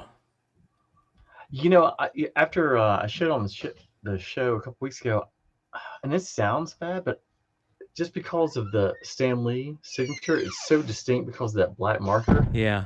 I almost feel like if you would have put a cut with the matte underneath Spider-Man's neck and just kind of where the McFarlane would have been by itself. Yeah. and the mat would have covered up Stan Lee, you know it's there, but I think it would probably look cleaner just because your eyes go straight to his signature because Nate, you just pissed off about 10,000 people. So make I sure you know. guys put a comment below. Yeah. But I kind of agree. Piss off 10,000 people. And I really pissed off a guy named Stanley who works at the office. So. Yeah, dude. So, all right. We got to talk about F.O.C. this week. I want to talk about a couple of books. Now I'm not going to go through the whole list, but there is a couple of books that I want to talk about. And more than anything, we got to go take a look at our boy Lefteros, who always does a great job putting together a couple of F.O.C. picks. Did they do it this week? I don't know if they did it this week. Maybe he didn't do it. Let's see here. Maybe go to cover price. Well, anyways, we'll just use cover price. Here we go. Shout out to cover price. A couple of books that they picked. We'll pick. They picked. I'll just go through all these. The ones that they picked. I like this Punisher foil, blue foil. The blue is going to be foil, and that could really pop if it's good. If it looks good, we'll see. It looks like a foreign variant. Yeah, it does. You know what I mean? Yeah. Yeah. Like I could have sworn I saw that from Mexico at one point in time. Beast of Borkin #1 from Dark Horse. Daredevil #1. It's got the Marvel Television third print. We'll talk about that one. Doom Quest. We'll talk about that one. We'll talk about that series, but this is the Gerard Perel 1 in 25. And they got Event Horizon Inferno #3. Shout out to Funhouse Comics who got me onto this series. This is the Rob Carey cover A. And we'll talk about this as well. This is G.I. Joe #23, but this is specifically the Energon Universe 3rd anniversary variant. So it's got them all. We'll talk about that. If Destruction Be Our Lot. This is the regular cover. And this is the Cliff Chang cover. This is the Jeff the Land Shark Super Shark #1, Rian Gonzalez. This is the Lobo Dan Mora, Jason Momoa book. This could be very interesting, especially with autographs on it. Shaolin Cowboy #1. They're bringing it back. Jeff Darrow. That's a beautiful Dave Mack cover. Jeff Darrow's art is so amazing. Him and the guy that did Green Lantern Will World are two of my favorite, like really detailed, very intricate, like artists, you know. Darrow's a beast, and multiple covers on the list for cover price this week for their FOC. This is what was that movie with the Coca-Cola bottle? The Gods Must Be Crazy. The Gods Must Be Crazy. Remember The Gods Must Be Crazy? Nate. Wow, I hadn't heard that in a long time. That's what this reminds me of. I mean, Jesus Christ, let's bring up Police Academy 5, like Back to Russia or whatever. Bro, I remember when we had HBO and The Gods Must Be Crazy would come on. I'd be like, what is this? Like, get this shit out of here, bro. They always had that because there were only so many movies. So you'd see like Last American Virgin, like there were only so many. So they would be over and over. Bro, that was a good movie as a kid, bro. Well, at the end it was, that's for sure. Mm-hmm. $1 Trillion Kid #1. This is a new Image, Francis Manapul. This is part of it looks like part of the Ghost Machine universe. So Jeff Johns. Gotta love that. Tomasi. Vampirella #3, Linsner version 1 in 15. The 1 in 15s on these Vampirella books have been actually pretty good lately. Awesome. So, all right, here we go. Look at this G.I. Joe variant, dude, for #23. This is the Stalker 1 in 25. Oh my Lord.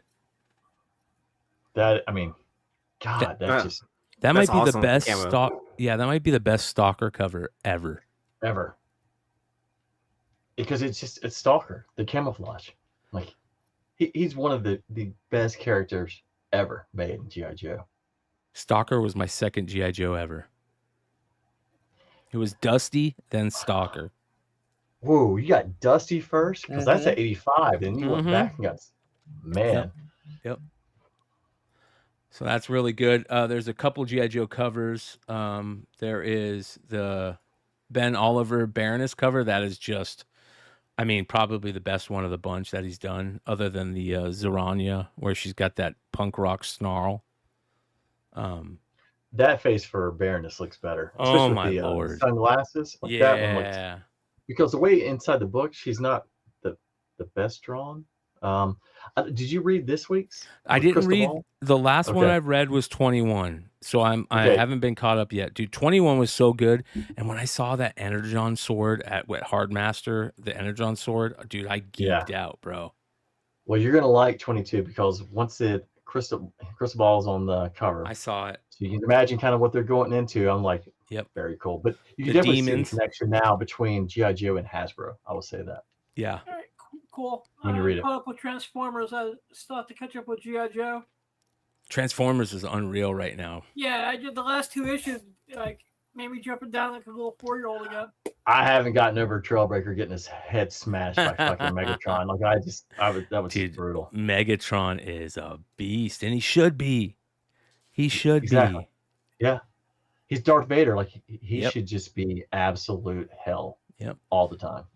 So that's the G.I. Joe. All right, this is Godzilla. This is an Ito cover. If you remember, we saw this on solicitation, and I can't figure out where the head is. I still can't see it. I feel like the dude on Mallrats that can't see the sailboat or the schooner. It's right under the first character, right?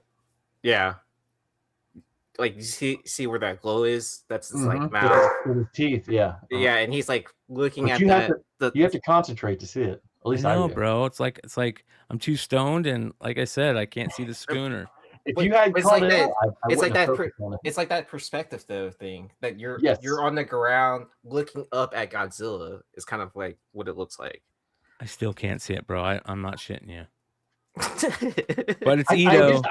see his face, but I can't figure out how his body comes down because I can't figure out if he's got a beer belly Yeah. or exactly what's going on. It is Ito, and Ito has been doing some amazing stuff lately. But I gotta be honest. There's a Go ahead. comic drama alert segment brewing about Top Shelf Comics and how Top Shelf Comics is ruining Ito's fucking reputation around the comic industry, dude. It is fucking crazy. So, Ooh, yeah, I've been hearing about that. right? Right? Yeah, I was wondering when that's gonna hit. If that was gonna hit the drama alert eventually. Yeah. Oh, It's brewing. I had an opportunity to buy the Zoe, and the price was a bit high, and I did really consider it because I did like it. But I'm just not a huge Godzilla fan. That's Well, what it really with is. Yi being the varsity, I kind of came up as the JV team, and I did buy the preliminaries for Mask 2 for Ito's, and there are 3 different drawings. Nice. But it's Mask. Yeah. It's not. I know exactly what it is. I was like, Yeah, that. excuse me, Nate. yeah. Did you read Mask yet? It's not out yet. It's not Dude, out Weekend yet? Nachos Energon just said Universe he is out. Weekend Mask Nachos one.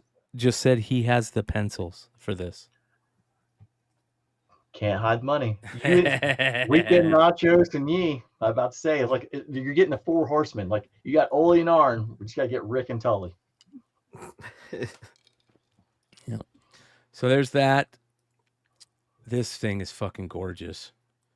Justice League Dream Girls #3, the Pride event variant by Oscar Vega. It's Poison Ivy. It's fantastic, dude. I think it's an Fantastic. outfit. Like the pinstripes look just. It's great. It's a really Right? good The cover. pinstripes are dope, bro. Yeah. How I she's feel like like I wanna twirling get- her hair, but she's not twirling her hair. She's I twirling. feel like you should put some ABBA on or some, Right? something like an 8-track. It looks like Oh, she's okay, Ken on- twirling her hair, but she's twirling the plant instead, which is cool. yeah. Shout out to Ken on Base. He says with a $5 super chat, here is a super chat as good faith for a spot on industry show, Brian. Thanks, dude. Thank you, bro. He's great. That's Yeah. hilarious. Yeah. All right, next. Multiple Mark Spears book this week. Mark Spears just destroyed this week. Like 3 covers that are just amazing. It is obviously it can't be his, it's not his best Lobo cover because that first Lobo cover was like, cover of the year type stuff. Great Lobo cover. Great Lobo cover by Mark Spears. This is issue 4 of Lobo. Great cover. But there is more. Let me find the other ones here. This freaking Deathstroke, dude, number 4, is awesome. I will ask you guys, have y'all read Deathstroke? No, I've heard it's good. I've heard it's really good. Yeah. I've read the first 2, and I'm telling you, after the first one, I was like, man, this is good. And I just picked up number 3. But because Tony's writing it.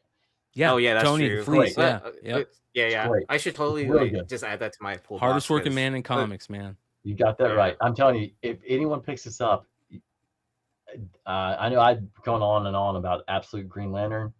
I tell you, this is one of those books kind of like that no one will talk about. That's really, really good.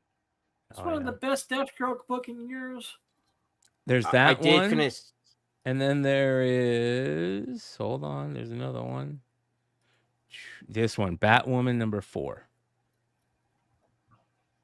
Got a nice moon in it. I always love moon covers. That chin throws it off for me. Yeah, chin is a little pronounced. I'm just trying to figure out her knee. Like I kind of like the style. Is that her knee that's kind of coming up on the yeah angle? Yep. Yeah, 'Cause she's in the like the crouched. background's great. Yeah. Not bad. So that one was pretty good. Oh, that 1 to 15 is still fucking great. Yeah. We already talked about that one. All right, freaking the big one. How dope is the design for Absolute Two-Face? It's unreal, dude. It's pretty cool with the long hair. I tell you what, did you read the last issue of Scarecrow? It was awesome. Yeah. The beginning, the Absolute's 2 great. farmers. Yeah. I mean, they just, at some point I thought it'd get watered down and they run out of ideas, and it feels like it keeps getting stronger with the different characters. I mean, it's I think great, Absolute Batman's only great getting warmed story. up now. Telling you, man, they're awesome. Scott Snyder and Robert Kirkman are saving comics, man. Just need to get somebody at Marvel to save them. I know, dude. Again, life. I didn't get to Colin finish Rob. that whole thought process about maybe like bringing, like, I know it's a pipe dream, but you know, there's somebody out there like Alan Moore, or Grant Morrison, you know, somebody. Where What you about can- Liefeld? I mean, at least Bro, Rob would be like, bro. hey, if you want to draw the covers, you got to draw. You have to Nate? draw interiors. Nate, you just hit on something that is exactly what I'm hoping. And I would love to get Rob on this show to ask him one question. Would you take a Marvel EIC job? Is there any chance that it could ever happen, Rob Liefeld? Would you take a Marvel EIC job or even an X-Men editor job? Like edit the X-Men, you know, like, would you please, Save Marvel. You're our only hope.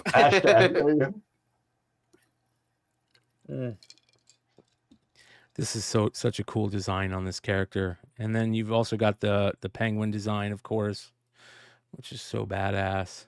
Yeah, that penguin with the machine gun legs. Yeah. It's awesome sauce.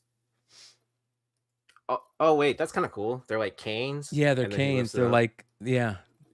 It's so smart, right? I want canes like that.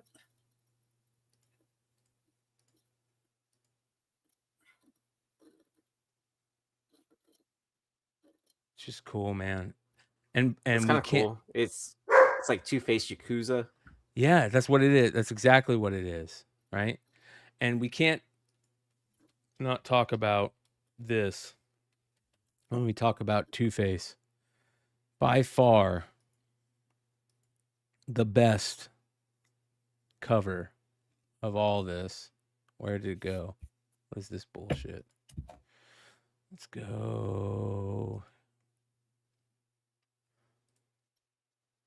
This freaking Marks Brooks cover is one of the best covers I've seen this year. Was that from his store? Yep.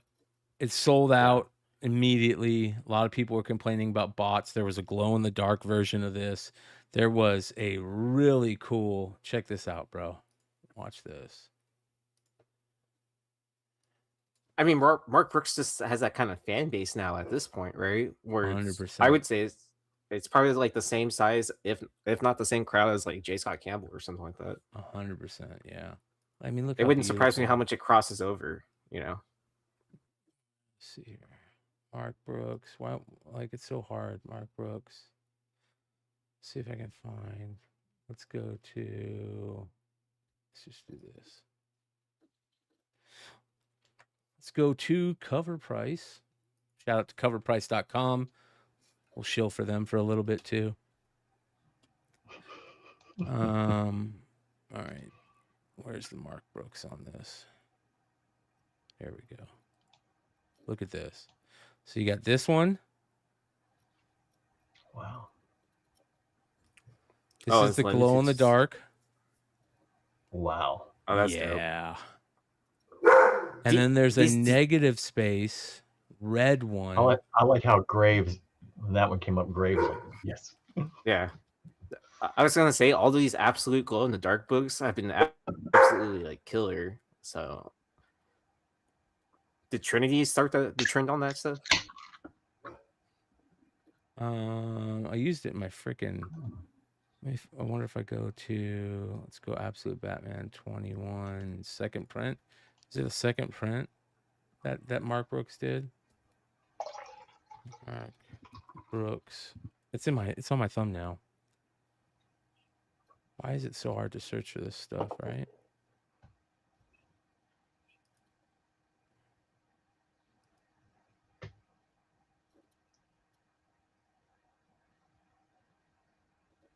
Damn, all these Mark like the Robins. Looks like he's still got some. Are they all, do they not sell out? I know all the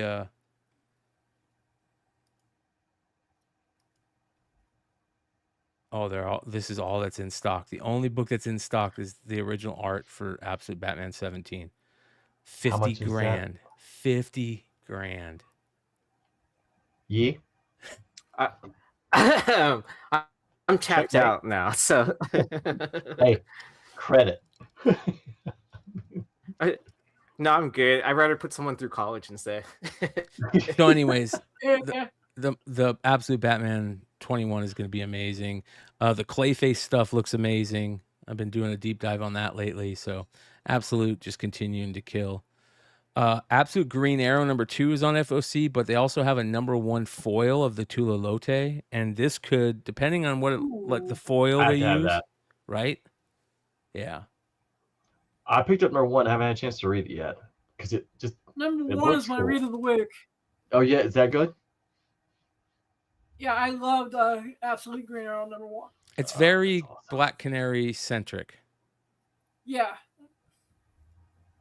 Yeah. That cover is fantastic. It's like the Scarecrow meets Ronda Rousey. Huh. Yeah. So that's a really good one. That's on F.O.C. This is the Alex Ross Captain America #12 Marvel Dimensions variant, and that is just beautiful. Johnny Storm. Mm-hmm. Beautiful. Alex Ross showing he's the GOAT. All right, here we go, you guys. This might be the McClay cover of the week for F.O.C. this week. This is your final day. I want every sketch artist out there to turn this into the go fuck yourself variant and put the bird on it. Put the bird on this. This is Captain America #12, the Martin Coccolo 1 in 25, and it's Doom flipping the bird without flipping the bird. And I just need you sketch artists to do me a solid and put the finger on this book, because this is what we need. It shall be done. I think our sketch artist Joe, he was here earlier. He could definitely do that. It shall be done. It is the way. It is the way. This is the way. Yeah. You know who it should be? It should be that artist that does the adding the foil. Yes. Any of them. Finger is a spot foil almost. I'm putting it out there to every artist watching this or listening to this in the background.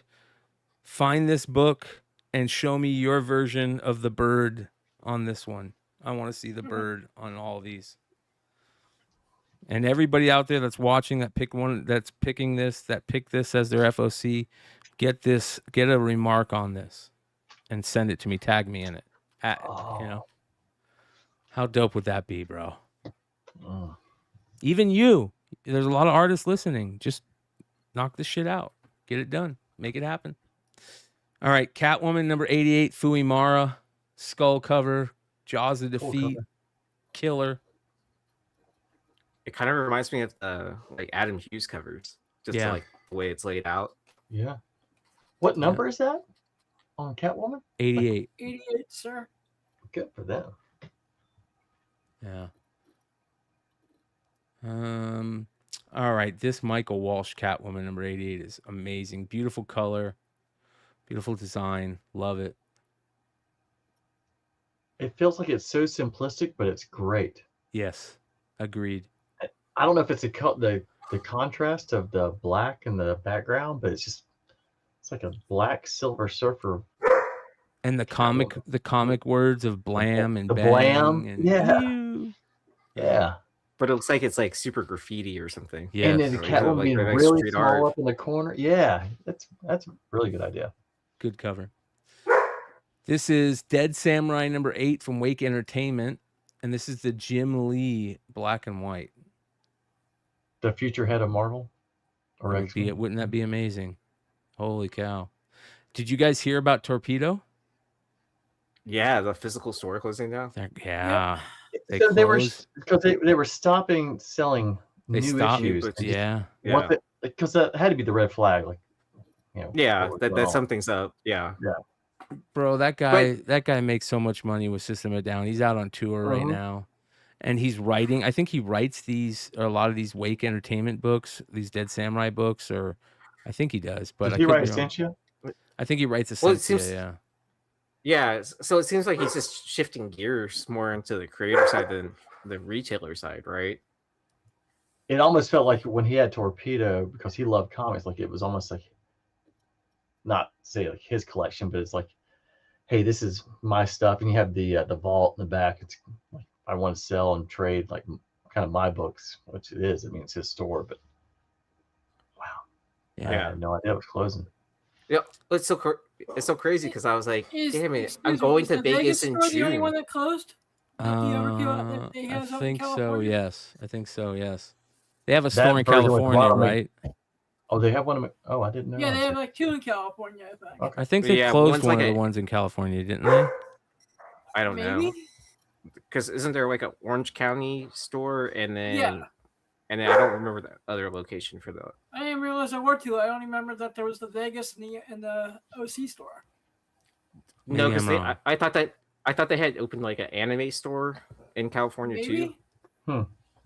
Maybe that's it. I will say that one book they had where Ronald McDonald's getting stabbed. It's just Perillo, baby. So this is Ignition Press. Shout out to Ignition Press. This is that Everyone Loves a Jewel Thief number 3, and this is a Aaron Campbell A cover. Look how sick that cover is, man. Awesome. Freaking mushrooms. It looks like it could be blotter paper. You know what I mean? Yes. Oh wow. I could see that. Just imagine the preparations. And that is F.O.C. books for me this week. So, a couple of things I want to show you guys real quick. And Nate, I know you'll love this. I know Aaron and Adam will love this too. But did you guys see the 40th anniversary Voltron? No. I've been waiting to find a good Voltron to go pick up because I want. When I was a kid. Shout out to my dad who's in the chat right now. When I was a kid, my parents were so great. They would get me the coolest toys as a kid. But they got me the Panache Place Voltron, not the Matchbox ones. Yeah. So I had the ones where the guys would fit in, so they're big. And I always have wanted a Matchbox Voltron. And this is, I saw this post. This is the 40th anniversary Voltron from Toynami.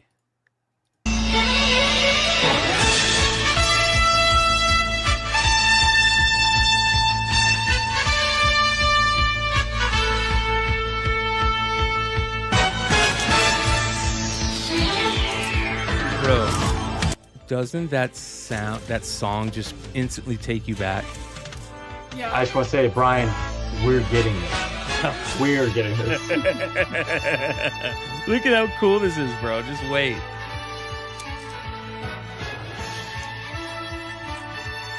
This is oh my gosh, dude, I got goosebumps.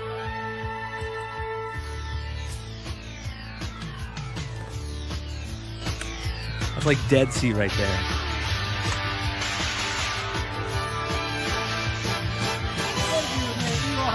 Look at that, bro. Oh my god. It turns on the eyes. Oh shit, that's badass. When do we sign up? I'm ready right now. Oh my gosh, bro. Yes, Adam, you got it, buddy. That's it. That is the one right there, bro. Stand and I bought one of the guys I grew up with. I bought when Legendary Defender came out on Netflix. I bought the set from actually Jen. It's basically that she had on sale, and because he loved Voltron and gave it to the kids, and I think they tore those damn things up. I mean, like pretty fast. But he was asking me like, "How'd you get this?" I was like, "Have you watched the Netflix series?" He said, "No." I was like, "You should really watch it. It is really good." Did you ever watch it? It's off Netflix now. The Netflix ones I did watch. Yeah, I loved them. They were great. I loved it. Yeah, they were great. I watched them all. You know what I need to watch, Nate? What I need to watch are these ones. Check this out. This is one of the most fascinating aspects of Beast King Go Lion, the backstory of the giant robot called Go Lion. In the Japanese mythology, it is unknown exactly where Go Lion came from or who built him, but he is an ancient force in the universe that grew so powerful, destroying cosmic demons, he becomes an almost unstoppable and arrogantly destructive demigod who challenged the goddess of the universe herself. As a result, the goddess of the universe punishes Go Lion for his hubris, taking away his free will, splitting him into the 5 lions, and forcing him to serve humankind for the rest of eternity. To the pilots and the people of the galaxy, it is just a legend until they are shocked to learn it may actually be true. Go Lion is rife with narrative depth, and it's exceedingly well made from beginning to end, with only a few trip-up episodes. Watching it made me realize why I loved Voltron so much as a kid, because I was young enough to disregard its juvenile downgrade, and at the same time, I recognized subconsciously that it had something in it that other cartoons didn't have. This is one of the most fascinating aspects of Beast King Go Lion, the backstory of the giant robot called Go Lion. In the Japanese mythology, so it is they actually unknown just exactly got where done. I want to say it was on Heritage. They had a lot of the original Voltron figures for auction. I think it ended like 2 days ago. Yeah, I think that was Heritage. Yeah, and they, the Castle Lions. I mean, some of them just go for incredible numbers. Did you guys know this though? What he was talking about? I didn't know this. I had no idea. Yeah, that's the We first never even time thought I've about ever heard that. Yeah. So Fascinating. I'm gonna. My next thing to go search is the old school Japanese ones. Just that's crazy, bro. I always remember hearing about Dragon Ball Z being so crazy weird, even when it was first coming out. Like Toonami and Adult Swim, I remember people being like, "You should check out the Japanese version. It's fucking weird, bro." Oh, the Japanese version of Dragon Ball. Yeah, fucking weird, dude. Yeah, but I'm all for some Voltron. Castlevania was great too. Dude. Did you Castlevania? Remember this one? Oh man. Uh-oh. Yes, sir. He knows about this one. Blank back. This is the BGS 9. It's a Pop 1, the highest graded. No PSA 10 exists of this card. This is the Wolverine 1980 Marvel Terabusi blank back card, which is his rookie card. Yee, do you still have this? I never had this. You never had it? I thought somebody we know. I'm about to say, if he had it, I can understand why he's buying all its original art. Yeah. Yeah, that's a crazy card. If I had this, you would know about this. I bet we should ask my cousin Cartier. So. Yeah, right. Yeah. for sure. Wow. Yeah, really cool. Here, this is the torpedo story right here. To all our amazing customers, friends, collectors, and comic lovers, thank you. After so many years of comics, collectibles, conversations, events, and memories, we have officially closed our doors to our physical storefront. We cannot begin to express how grateful we are for support you've shown us throughout this journey, whether you've stopped by every week for new releases, hunted for back issues, shared your favorite fandoms with us, or simply spent time being part of our community. Thank you for making this shop something truly special. While our storefront chapter has come to an end, this is not goodbye. We'll be continuing bringing comics, collectibles, and more to you online through our website, eBay, and Whatnot live sales. Isn't that interesting, man?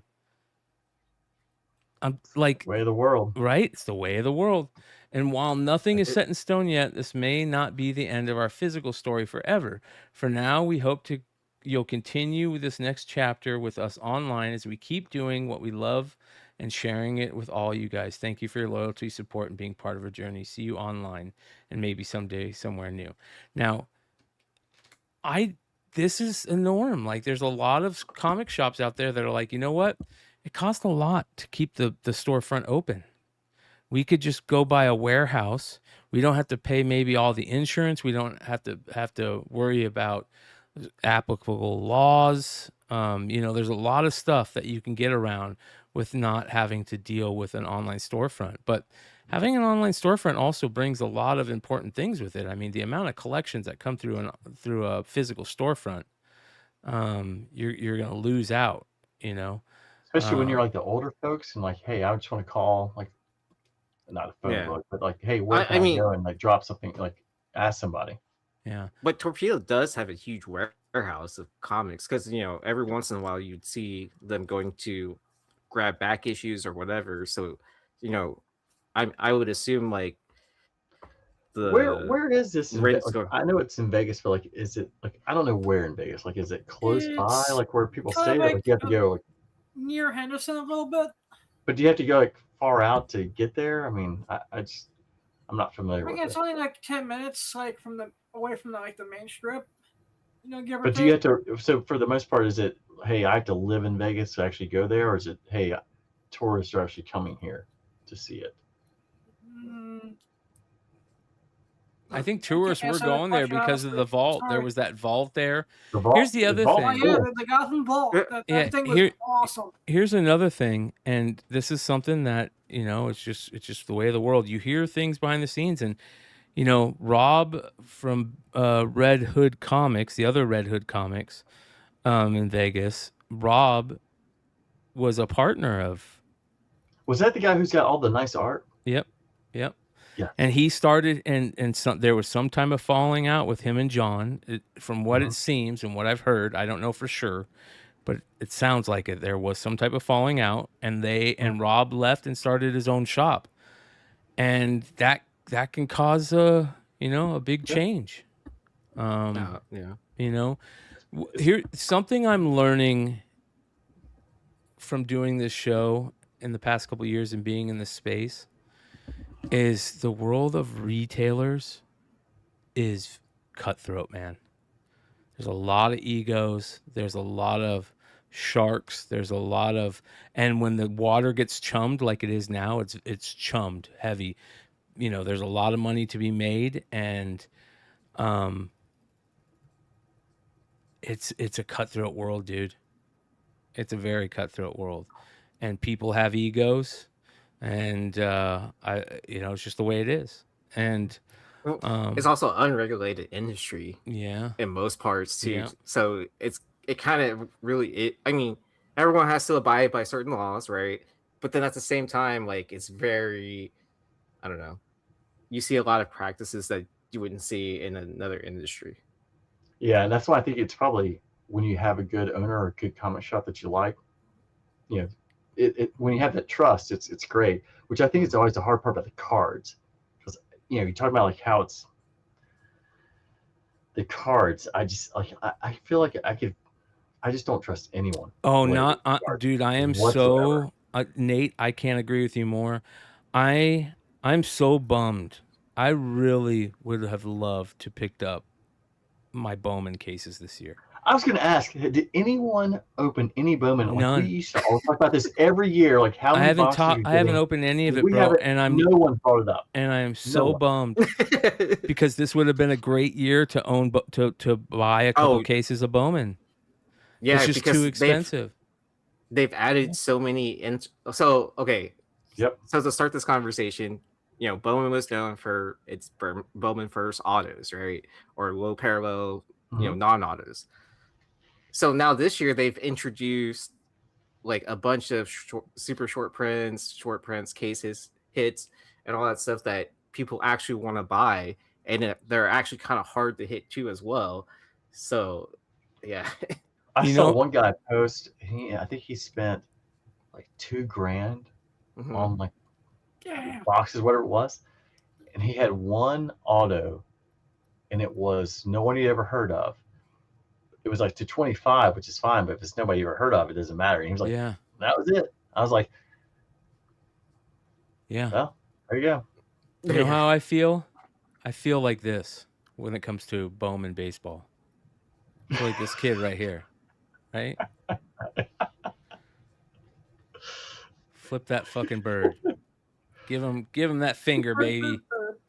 And this little guy, he's like, fuck it. Give him that. He's flipping the bird, baby. Because that's what they're doing. Awesome. They're doing that to us. I feel like doing this back to them, man. It's so expensive, but listen. I really want the card to just crash, that market to crash.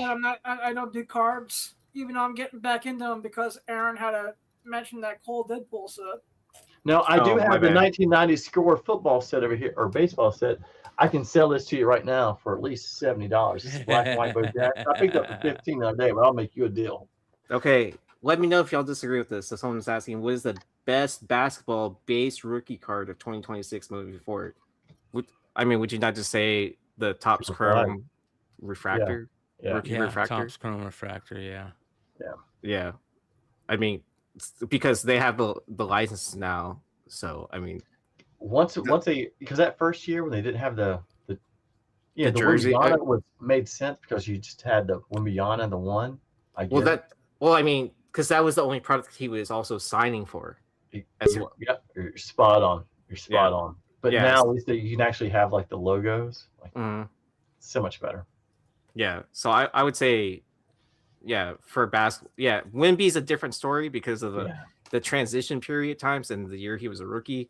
But so for Wimby, if we're specifically talking Wimby, like I would say his Prism, like whatever, is still going to be the best rookie Prism card. silver.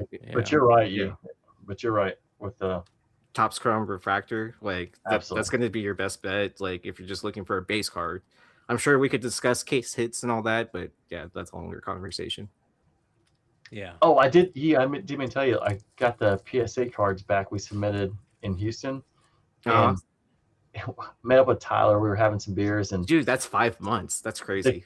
The Knipple he pulled out of one pack, super short print, came back a 10. I was like, "There's your $1,000 card, buddy." Nice, hell yeah. Yeah, I was like, "Good for you." I was like, "You want to keep that at my house?"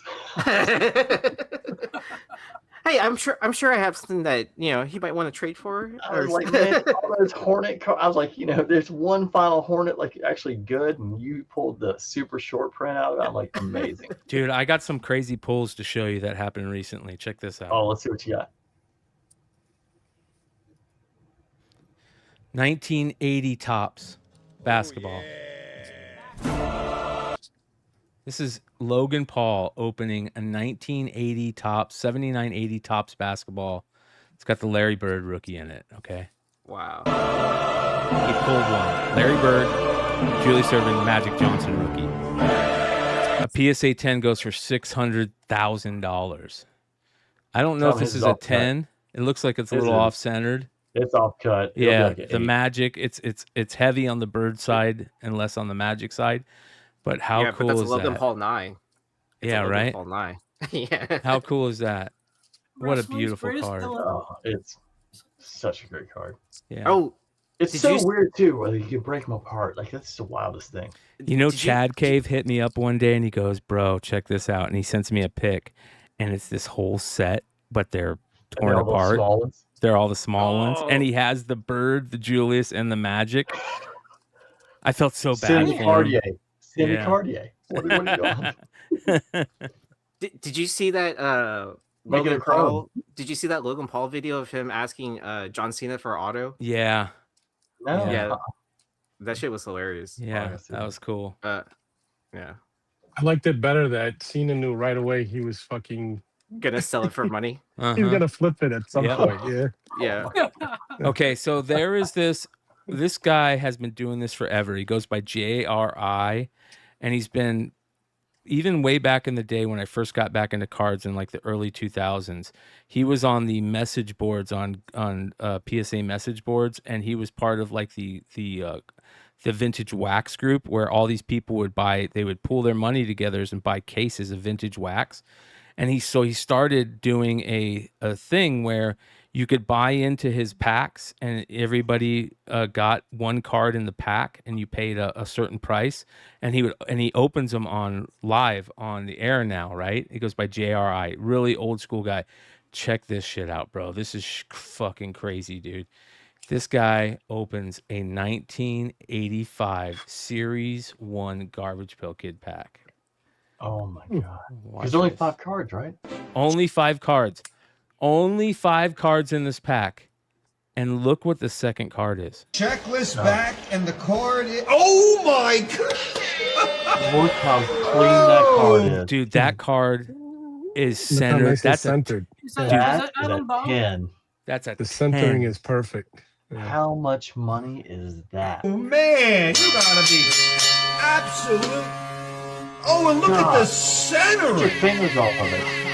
Bro, I'm so fucking jealous. Dude, I get jealous very rarely, but I am so jealous when I see this. Just wait. It gets worse. Go ahead, Adam.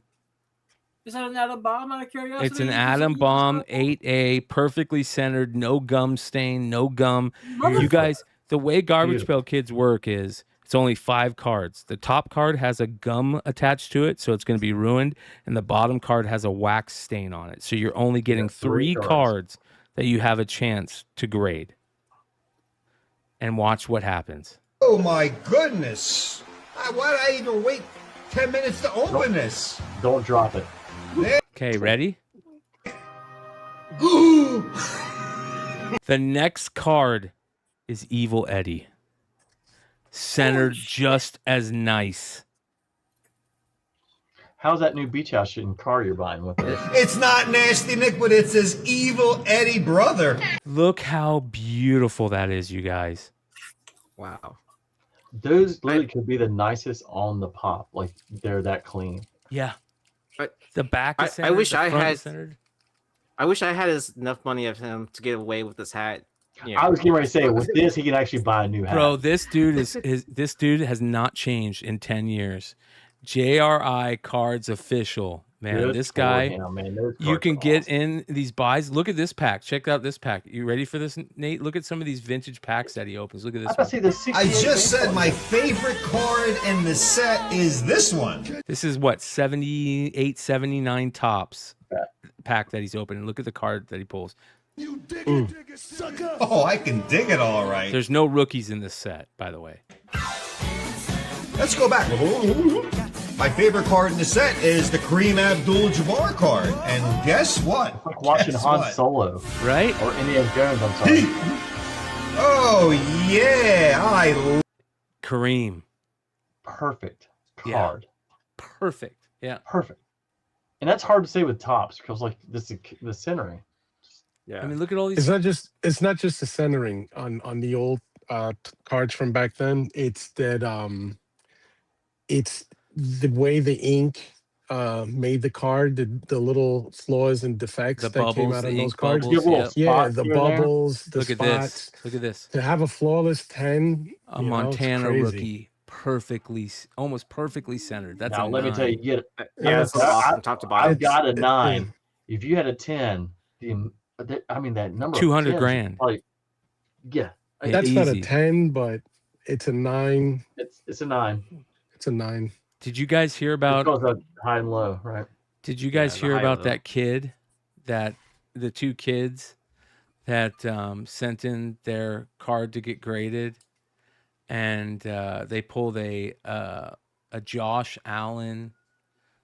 Oh my God, that was great, and they're saving it for college. Check this out. And they got the gold logo from Grandma. Yep. Grandma. Bro, watch Grandma. this. So Yeah. they put it up. They got it graded. They put it up for auction. Check this out. The grandmother bought both kids a box. Yeah. That's how they got the. And they that's pulled how the got it. one-of-one shield of Josh Allen. The gold. When did it sell? What platform? Recently. Just the other day. Want to see what the card sold for? I It was can like get it 3 like o'clock in the morning last night when it ended. 1.3. Was it pretty exciting? Yes, very. What do we think of Josh Allen? He's goaded now. They don't realize what just happened, dude. No. They don't understand. They're Did it sell? Did it sell on Golden or yeah, it sold on gold. It sold on Golden. 1.35 million. Wow. Yeah. Was it Golden Josh or Allen? Go Collect? Hold on. They had. I think Maybe they it was probably had to go Fanatics. actually when they pulled the card. Yeah, they here were we go. actually- Look, Josh Allen is Oh, helping yeah. this grandma pay for college tuition. So they pulled the card, they sold it, and Josh Allen is even paying for the college tuition for these kids. Oof. How cool is that, dude? It's unbelievable. I mean, it's literally hitting the lottery. That's it. Yeah. Yeah. Sold for Um, this Yeah, is 'cause this was when it was going. This isn't the final bid. Yeah, it sold for Huh? $1 million. I'm just curious. Some of you guys are a little more like Yi and even Nate are big into the cards. Is there a game used logo that they could have pulled off of a like an old Joe Montana jersey and made a 1-of-1 signed by him? Yeah, I mean, have they done that already? That's what they do. Yeah. Yeah. All right, do they've those done go? that- Do those go for $1 million? Or No, not Montana. why? He's Because he's they're like not legit. they're not current players. Right. So And they're also it's you got to weird with remember that uniforms have changed because like Yeah. now you have the NFL logo and stuff like that. You're talking like red swatches. Like, you just Yeah, can't but touch- if you take a swatch from anything from his game used jersey from any Super Bowl, I'm sure there's jerseys out there, right? Yeah. Or even just from his fucking Super Bowl season or some of his record-breaking seasons, and take the NFL logo or anything, But and then there is no NFL. Dude, there's on- people that have bought game used Kobe jerseys and then cut the logo man out and made regular logo man cards and try to sell them. And one guy did Right. it on Whatnot, and he put all this money into this buying this game used Kobe jersey. He made a custom card, made a custom logo man, and it sold for like a couple $1,000s. And he Oh, spent like yeah, 'cause- $20,000 doing it. Yeah. Yes, because someone did that recently with a custom card that was made out of a Jordan logo, man, or something like that. And then I think it had an auto on it too, because it was just a verified BGS, authenticating the autograph. And then the person never showed the back of the card, so it was like a custom made card. But to rewind, so I know for Panini product they've done that with like some of their in their higher end products too, right? Yeah. Like in Flawless and National Treasures. Yep. So you're talking about like right off the bat, you're already talking off like either National You- Treasures is like a $5,000 box at one point in time. You can get parts of the patch of the glove and shoes, like really cool stuff. It's Yeah. just- Yeah. The reason why I'm asking this is because again, Josh Allen, right, or even Joe Burrows and all these guys, they've been in the league for a little while. It's not like they're second, third year guys, right? And still, an item that comes out 1-of-1 or 1-of-5, whatever, signed with a logo man on it, is getting all of this insane money. And I've yet to hear of a Dan Marino or Joe Montana or even a John Elway, like legit Didn't Super Bowl exist. winners, guys who it didn't exist, but you can make something like I'm not saying Yeah. fabricate a logo man, but I'm Yeah. saying you could take something from an actual game used jersey, a significant just- part of it, and put it in a card, mark it 1-of-1, get it signed by him.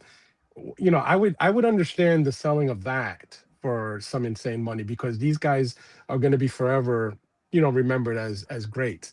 Josh Allen, if he never wins anything, how do you justify a 1-of-1 selling for $1 million? It's just the fact that the logo, like the MLB, now that you have those, the MLB debuts, you actually have like the MLB logos, NBA, like NBA. But you would think it'd be the only things you actually can get like over time, because they always had like the Jerry West Right. logo. But I don't know. I'm with you. I get it. It just seems weird. I'm not saying I don't get it because I do collect and I do have a lot of new stuff and old stuff. But like I was telling, I think I shared in one of our group chats that I went looking for the longest a 1-of-1 Messi, a signed Messi card. And I was looking for either significant years, like the year he won the World Cup or something significant, right? So I found one for the year he won the World Cup, a 1-of-1 signed card, right, by Leaf. And right now it's on its way to PSA.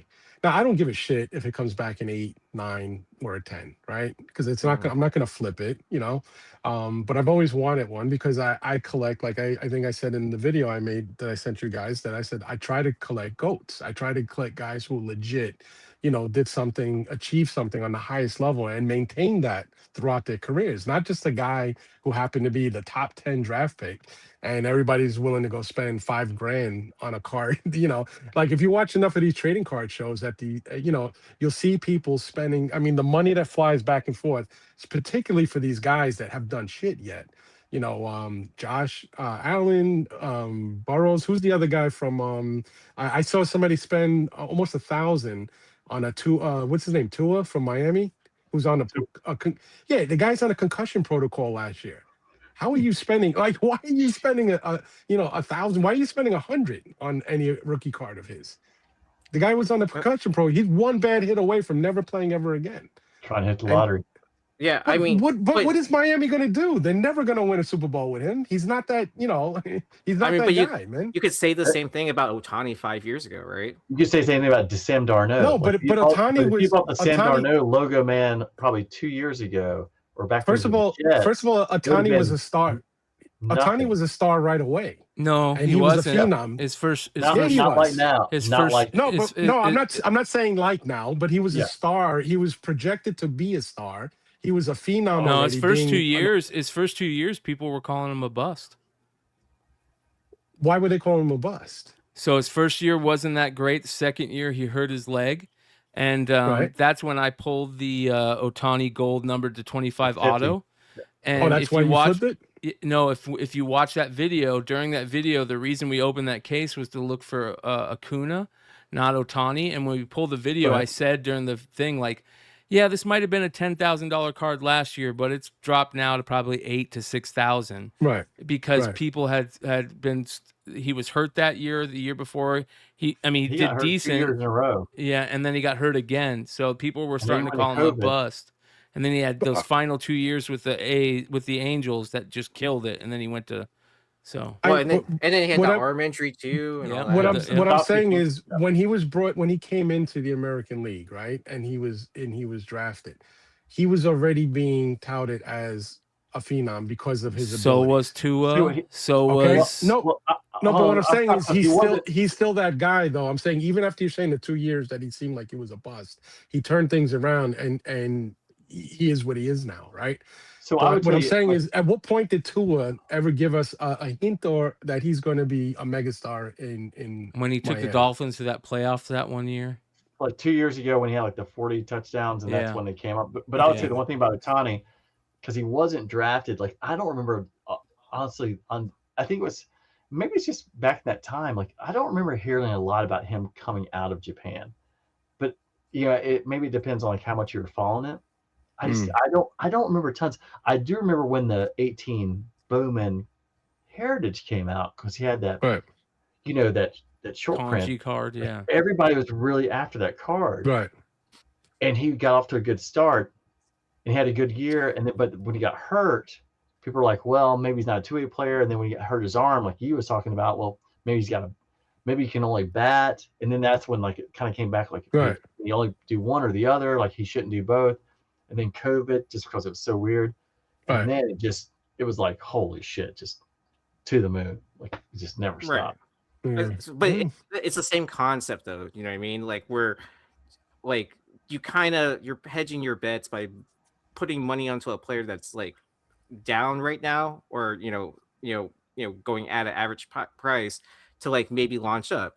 Same with like the same idea of like buying like anything from Victor, right? If you bought Victor 2 years ago, who's the Martian for the Yankees? Who was the guy? Jason Dominguez. Yeah, he's back in the minors. I mean, it's a little like playing the lottery because I'll put all this money on red and I'm hoping it goes, and they put $500,000 on this Bowman. Oh, this guy right here, Spencer Jones. Is that Spencer Jones? Okay. Yeah.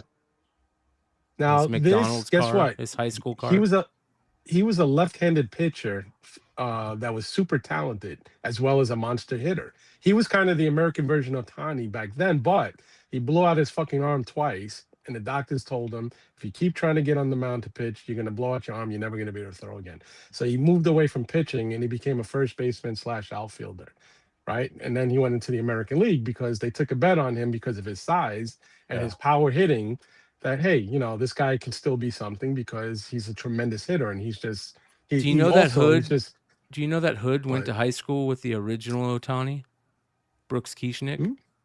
Remember Brooks Kieschnick? Wow, that name. Oh my gosh. Yeah, Brooks Kieschnick was a pitcher that the Cubs drafted that was a home run hitter and a pitcher, and he was one of the first guys that I ever remember them talking about being a two-way player. And they eventually just made him a pitcher, but he was good hitting at the plate as a pitcher in the league.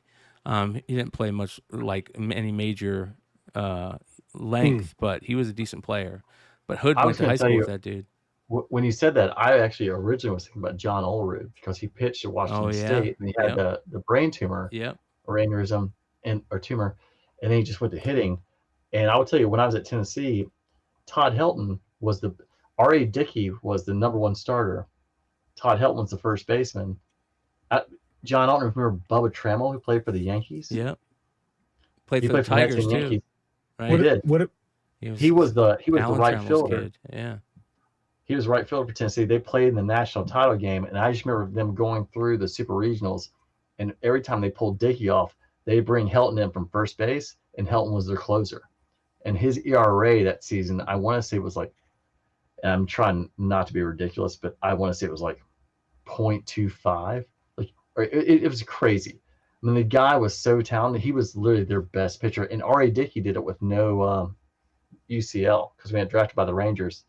Once they did the X-rays, they were like, "We're not giving you the signing bonus," because he had no UCL. So real quick, King, I believe it's King Alex, KA. Tell me if I'm because I want to quit calling you by KA and I'll just call you King from now on.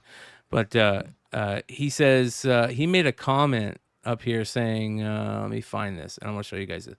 He goes, I got a serious question. I own a minty copy of a 1996 Finest Airs Kobe rookie with coating, but it's a 3565 bad cut on the back. Should I still grade it, and what company? And let me show why you should grade it, and you should grade it with PSA. Look at the prices. This is a PSA 7, $1,200. PSA 9, $3,000. PSA 9, $2,900.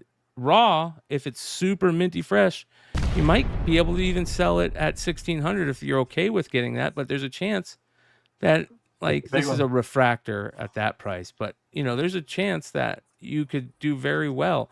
You get it. This is I mean, there's some. Oh, and correct me if I'm wrong, but you're supposed to leave the coating on too, right? It doesn't matter either way. It doesn't matter. No.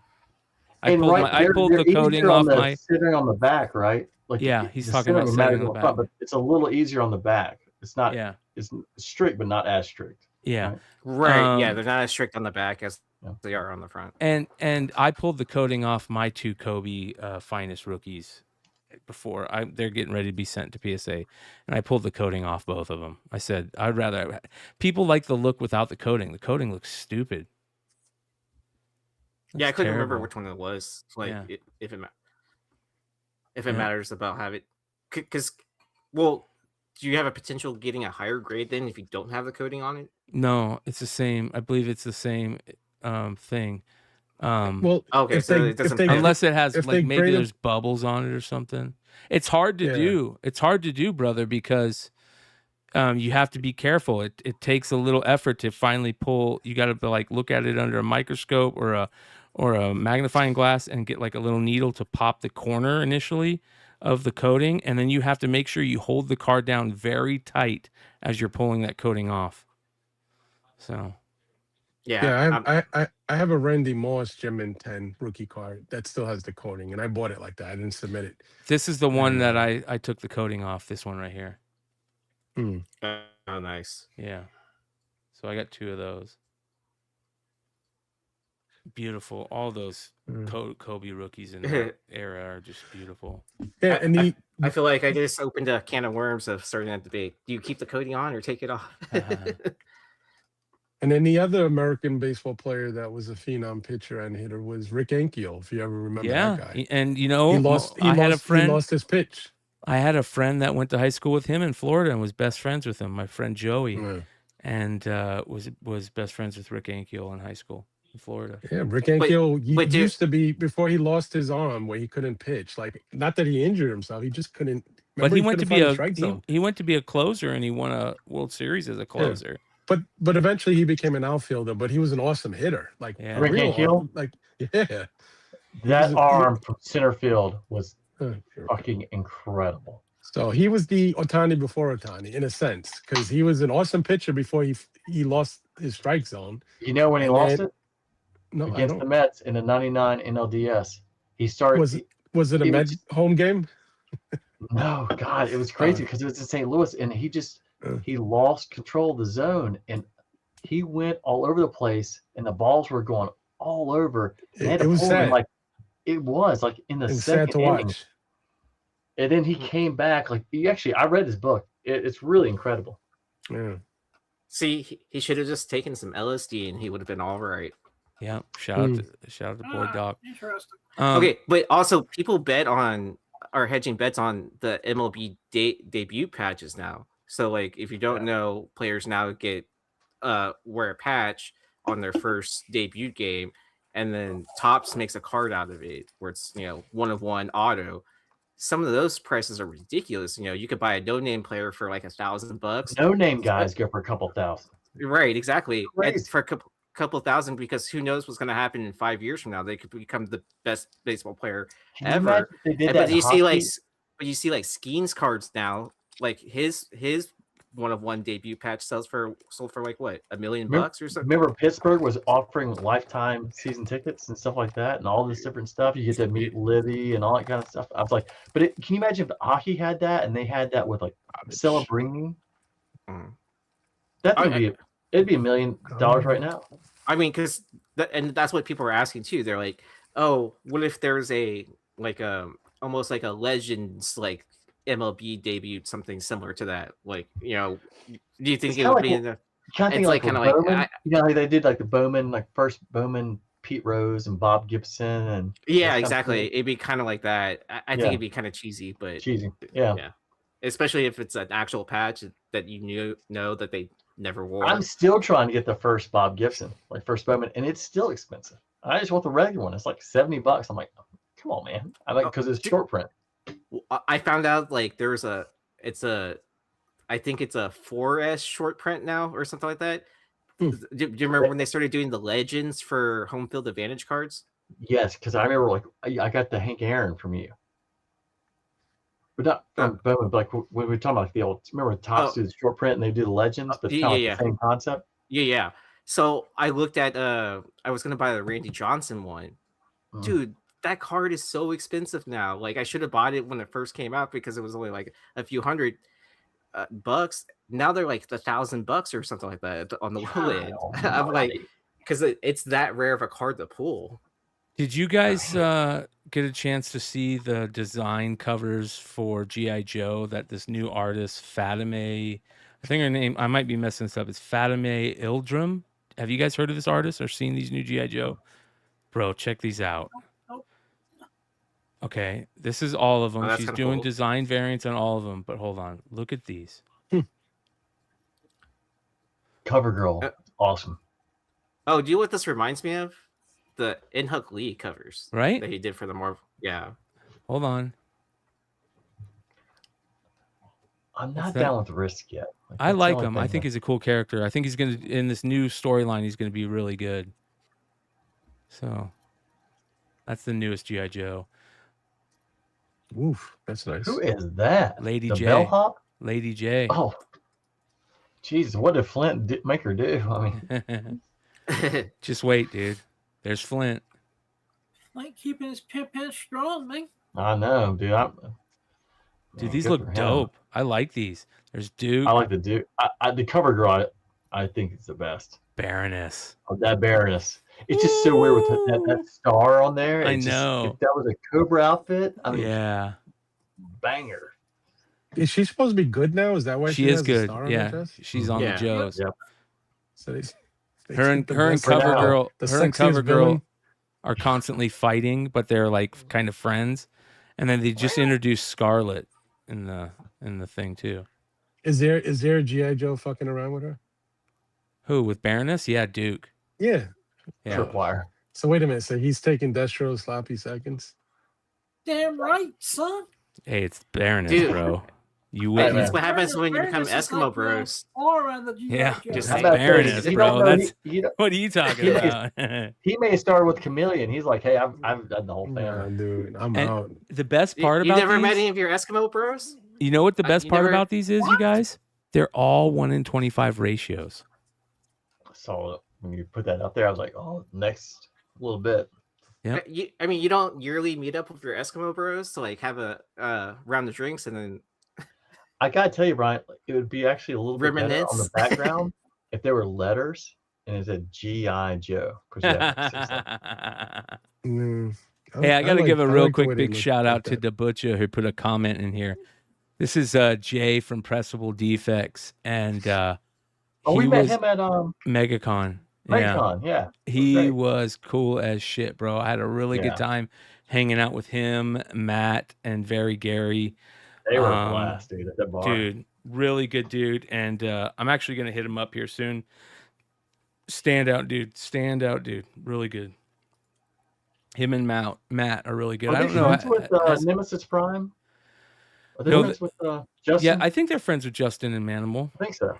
I've heard, it feels like the Yeah. names all kind of Yeah. connect a little bit. Yeah. Good dude. So Yeah, we're all from the same area because we all hang out at the New York shows, and they're all great guys. tri-state area. It's tri-state. I always hear that NBA, the soon-to-be NBA champion. dude, I hope the Knicks win, God, bro. that would be I'm rooting for awesome. you. I Come grew on, up a Knicks baby. fan, bro, That until I would quit be watching awesome. basketball. Basketball is fucking. Is I that haven't watched is that a basketball game in- worn patch? Is that a game worn patch or It's is it? game worn. It's That's got the sweat. napkin. It's the It's napkin. got hair follicles in it. It's got everything. Chest hair. Okay, so it's just not Okay. like player worn at a random event where they just touch it, right? I don't know. No, it's not an event worn. It's game. It says game worn, but doesn't say Nice. which game. What was the game? They could have been playing horseshoes, hand grenades, anything. Ping pong. Oh, It could- that's what I do like about the baseball ones because they actually do link it to You a can game. ident- Topps Really? Dynasty is really good about that because you can identify exactly which game it's at. Do you remember that Kyle Tucker? Yeah, uh, Inception. yeah, a card I pulled out of Topps Chrome at your shop. Oh yeah, because it Uh, had the date on the back. Yeah, it had the well. It also had the little It has a official little sticker that Yeah. you can scan it, and it shows you I'll tell what you. game it was. It was from. It's almost scary to think if they win because the city gets nuts over them getting like just past a playoff game. Like last year was ridiculous. This year it's even crazier. And that's if they win a championship. I mean, listen, Midtown will be on fire. the last time they won a championship, I was 2 years old, I think, or 1 year What old. is this, the but- Knicks? Was that Yeah. 1826 or was that? No, Is what that we're when not- they we're not- invented we're not basketball? talking about the Mets. We're talking about the Knicks. Oh wait, the Mets have won one. I was like, Yeah, but in October it will be 40 years for the Mets. hey, go fuck yourself, Adam. Just Ooh. hey, there's a silent Adam that we need. Jesus. Not blind. Hey, is Adam, this- I silent already Adam. fucked myself twice today, man. This is a colorblind versus blind fight. Everybody stay out of it. I So see we- he's getting ready to say something. I'm like, no, let him go. Let him go. Shout out to High Voltage Mark. High Voltage Mark says, "Did you guys talk about the Masters of the Universe drone stuff?" And we did talk about that. I think it was on Wednesday night a little bit. We talked about that, but that was pretty amazing. That whole drone show. It was for so the good. Masters of the Universe stuff. Yeah. I can't wait for that. Has anybody else seen the Star Wars movie besides me? I have not. Okay. Hey, Wow, is it that's worth seeing cool. in theaters? I'm gonna Yeah. I'm gonna try and watch it tonight, Nate. Oh, Yeah. I'm telling you, the one throwback to so I tried to explain to somebody earlier. I was like, if you like Mandalorian, if you like Clone Wars, you like Rebels, and you like the prequels, or not the prequels, but the original trilogy, there's something for you. If Okay. you like the sequels, there's nothing for you because it has nothing to do. There's nothing related whatsoever to it. But it's literally just like a big episode of The Mandalorian. So, but there's one part of the throwback to the original Star Wars that I just would never even thought about. Like I love it. I thought it was awesome. Okay, so what you're telling me is once I finish watching it, because I'll see if I can try to see it tomorrow or Monday, and then it's to give you a call as soon as I see it. Okay. Because when I went in, I had the Skeletor thing for the He-Man. They had all the He-Man stuff out for the popcorn, and I was like, they had one Skeletor thing. I was like, I got to get it. You know, what movie did you see that you used? Mandalorian. That's in theaters or that's on? Yeah, I saw it on Thursday. So I was like, the first showing. Yeah, it released on this past Wednesday. Oh, I thought it was going to be Memorial like Day a regular, weekend, right? Is it like Memorial Day weekend? I thought it was going to be on TV like the other ones. Nah, but I mean, it feels. I will say too, if you know, the first three, like I thought it would really kind of pick up from season 3. Kind of does, but it goes a completely different way. Like it's not about Mandalore and you know. So it's just, Kathleen Kennedy had nothing to do with it. Awesome. No, yeah, Ray and Finn are not in it. Is it going to be another connecting movie later on, like a sequel, or they're going? Don't spoil it, but just is it leading into? I think the way that, because now it's Filoni and Favreau, I think with everything they're starting to build, I think it's just like step 1 and then Ahsoka season 2, and then Filoni's working on like an overarching trilogy. Yeah. Okay. And because I think they're trying to do the original Thrawn. They're gonna do Luke Skywalker trilogy. They're gonna do from Marjorie. Jedi to where he was in season 2 of The Mandalorian. Yeah. Oh, can I answer this question from Sean in the audience? What did he say? Yes. How you all have money for sports cards and comics? Dude, I sell blood like at least once a week, and then he just buys away. He doesn't buy either. He just buys away. I haven't bought a comic in a long time. I just give co-host roles for him now. Hold on, so. I really want everybody. 10. Yeah, do beyond favor, 10. Let Nate answer that question now, because he's the one that's sitting with $1 billion worth of shit behind him. So go ahead, Nate. Nate's always trading shit. I do trade a lot. There's a lot of that. But you know, the funny part is, if anyone paid attention, like how I was handling that first comic, and like you can tell I still read like I'm in 7th grade, like just bend the cover back and like, oh yeah, just like that one. Nate deflected from that question. You see how he went into something else? Because he's got a killer collection, which means bro. it's just a massive. Which means he doesn't own it. The bank really owns all of that. I'm really looking forward. I'm really looking forward to He-Man, man. He-Man. I am too. Yeah. He-Man, man. That final trailer looked really, really good. And if they turn this into like a series, we can get TV shows out of this and multiple movies. I'm fucking in. They actually said that if 1 does well, 2 was going to actually be like the goal where they kind of move people into like their original uniforms or what people are more familiar with. But I don't know. I just thought the whole idea of like, just from watching the trailers, that he got pushed off Earth, or Marlena sent him to Earth because Skeletor took over Eternia. Yes. I was like, I did not see that plot. I was like, I want to see Orko. I think that's going to be the surprise. Yeah. Like, everyone's going to go nuts when Orko shows up. Well, here's what I will say. One of the in that first trailer. I haven't seen him in a trailer. One of the things that I'm going to put into the ether is I've talked about this before.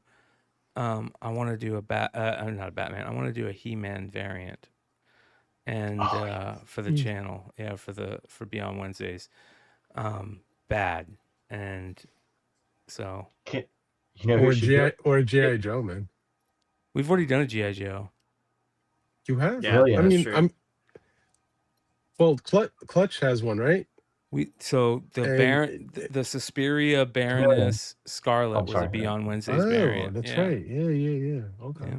You know who'd be great for the He-Man Beyond Wednesdays cover? Dave Wilkins. Yeah, Dave Wilkins, Pete Pick the words right out of my Carroll, Pete Mark Carroll. Mark Spears, Mark. And we got somebody in our back pocket that I'm not going to talk about yet because I don't want to jinx it. But ooh, it's not Razor, is it? Oh man, you ruined it. Who? Yeah, so we'll Razor see. Comics is a documented douchebag, and that's Documented douchebag. That's another shirt, Adam. Yeah. That's a great shirt. I would like to put my fist down Razor's throat, man. Anytime, any place. I'll put my if Razor can beat me in blindfold boxing, I'll retire from everything. I'll retire from buying prostitutes. That's how confident I can knock his fucking ass out.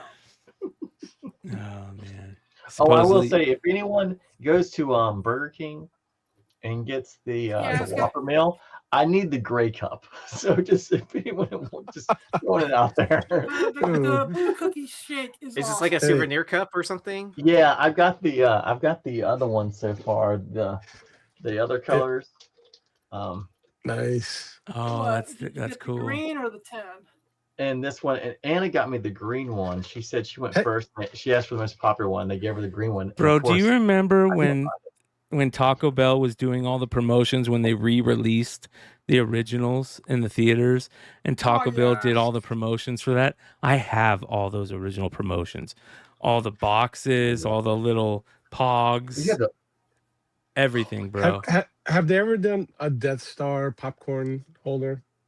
No. Wouldn't that have been cool though to make a Death yeah. Star one? You know, just gotta slide the top over. They might do. Hopefully, they'll do it for the re-release of the 50th next year. I will say, I did not buy the Yoda popcorn holder where you like for the movie where you open his back. It was $42, and You're so crazy. I got the. I really wanted the Mandalorian like the helmet. Yeah, they didn't have any. I finally saw the first one I want to buy. Which it's the Scary Movie popcorn holder where it's a bong. Oh, you sent? Yeah. I laughed at that when I saw that. Is that legit? Like you're gonna go to a movie and I you can don't buy care that? if it is or not. It's hilarious. It just seems like It's a getting weird made, thing I'll say to that. offer at a theater. Yeah, maybe it's getting made, but I don't think that's an offer. No, at I a meant by. theater. Wait a minute. Like, can you imagine like 50 people in a movie theater with a bong full of popcorn, or walking out with that, trying to go home, and it just seems like such an odd thing. Well, I just If it It's was not real, used but- paraphernalia though. I mean, it's for popcorn, right? Dude, Yeah, it's a popcorn bucket, man. I mean, if you don't smoke out of it in the theater, like I You think you'll be all appreciate this. right. But I would go to movies with a buddy of mine, and he would kind of smoke up a little bit before and this is before they did the stadium seating, and he would go buy one of the big bags of M&Ms, and he'd buy 2 of them. I was like, well, someone's got the munchies, and so we go, and he would never eat them. He would just rip them open, and then he would wait for like an hour into the movie, and it was there was no carpet. And we were always sat in the back, and he would just rip them open and just pour the M&Ms down. It sounded like rain coming into the theater. All you hear the M&Ms just coming like all the way down. And he would just die laughing the entire time. I'm just like, you're such a moron. I was like, that was like $20. Jesus, for a prank. Food nowadays. All right. You guys, anybody got any pickups before we call it a night and go backstage? Oh, absolutely. You got some? I do want to thank my man John. Oh, I helping me love get that, this. dude. I need to get one of those. Well, yeah. I was telling you, if you feel the book, it is such a cool feel because the stickers, they're slick. It feels like they were applied to the book. Shout and out then to you got Mark, Mark man. Spears, bloody Mark, and then the Mark was here. Yeah, he wrote. The thing is with that, So because I cool. don't want to leave out that Comics Kid, Bill is the one that actually attended the show and got me all my books signed there. And then when Nate reached out to me, I said, "Don't worry, I'll reach out to my guy," which was Comics Kid. So give a shout out to Comics Kid because he actually, Comics Kid. Bill got all that stuff for us, and So great. yeah, Thank you that very is much. that is an awesome thing. Though I love the way that book came out. Creeper Keeper. Like I literally kind of want to open it. Like, I wish that they thought about doing a gatefold with a Velcro on it. You know what I'm saying? Like just make it a cover. if that's how you read the book, like you open up that way. Yeah, man. But you know what? If Mark is listening, it is like an old he's school gonna do trapper that. keeper. Yeah, Adam. He's gonna do that if he hears us talking about it. I was about to say this should be your exclusive Beyond Wednesdays. Oh, Mark gave me credit for that one, for the stickers on that. Yeah, shout out It to would Mark. be cool for a trade paperback to have like the gatefold. Like Oh that. yeah. Oh yeah. What? Yeah, That'd be the easiest thing to do. He's got the 13 exquisite corpse. There's another cover I showed you, Nate, right? The next one he's doing in green of the Creeper Keeper. Yes. Yeah, he's doing another issue is going to have that either as an exclusive, or I don't think it's going to be a variant. It might be an exclusive you have to find. And then remember, he did the notebook of the old school replica, of his replica cover that he had from when he was a kid in high school. Yeah. Yeah. So I did get one of I do want all these covers, but the Firefly, I had to get the Firefly. And I tell you what, it looks a hell of a lot better when you take it out. Like, even if the art's when I do the Hot 10 slides, I make sure to go find an actual image of those instead of just the one that they put out, that isn't foil, because they look much better with the foil. So they do. Right. Well, and then all grouped together too. It looks a lot better than just seeing it individually. Someone had all of the G.I. Joe ones and they sold them for, they had to buy it now. I think it was like best offer $350, but they had like $375 as buy it now, and like makes sense. That's not bad at all. They were only paying $25. You just have to catch it at the right time, because I saw one that went for $11. So it's just take patience, take your time, because some of them go crazy, some of them don't. I never had the G.I. Joe magazine, but I was like, I really wanted this. I think I won the auction for like $3 or $4. That's kind of cool. I know they have like posters in these, so I want to see like what's in here. But I thought that was. Is that like the first one that came out, or is that just a random one from? I don't know, because it says Winter '87, but I just remember like back in like when you got the toy, it may be, but I remember as a kid I was like, is that Flint? Is that Duke? I wasn't really sure. What is that? Hold on, I don't remember that one. What is that? I don't remember that either. That's crazy, bro. That's awesome. Yeah. But I mean, a couple bucks you can get these things, and I think the guy probably paid more for shipping than it did cost. Yeah. For the actual auction. Yeah. That's awesome.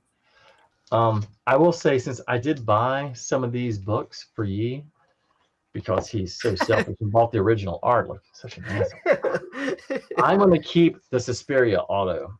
But I will say, if they put comments in if they like the video or like the put comments in about Suspiria, I'll send these out to you.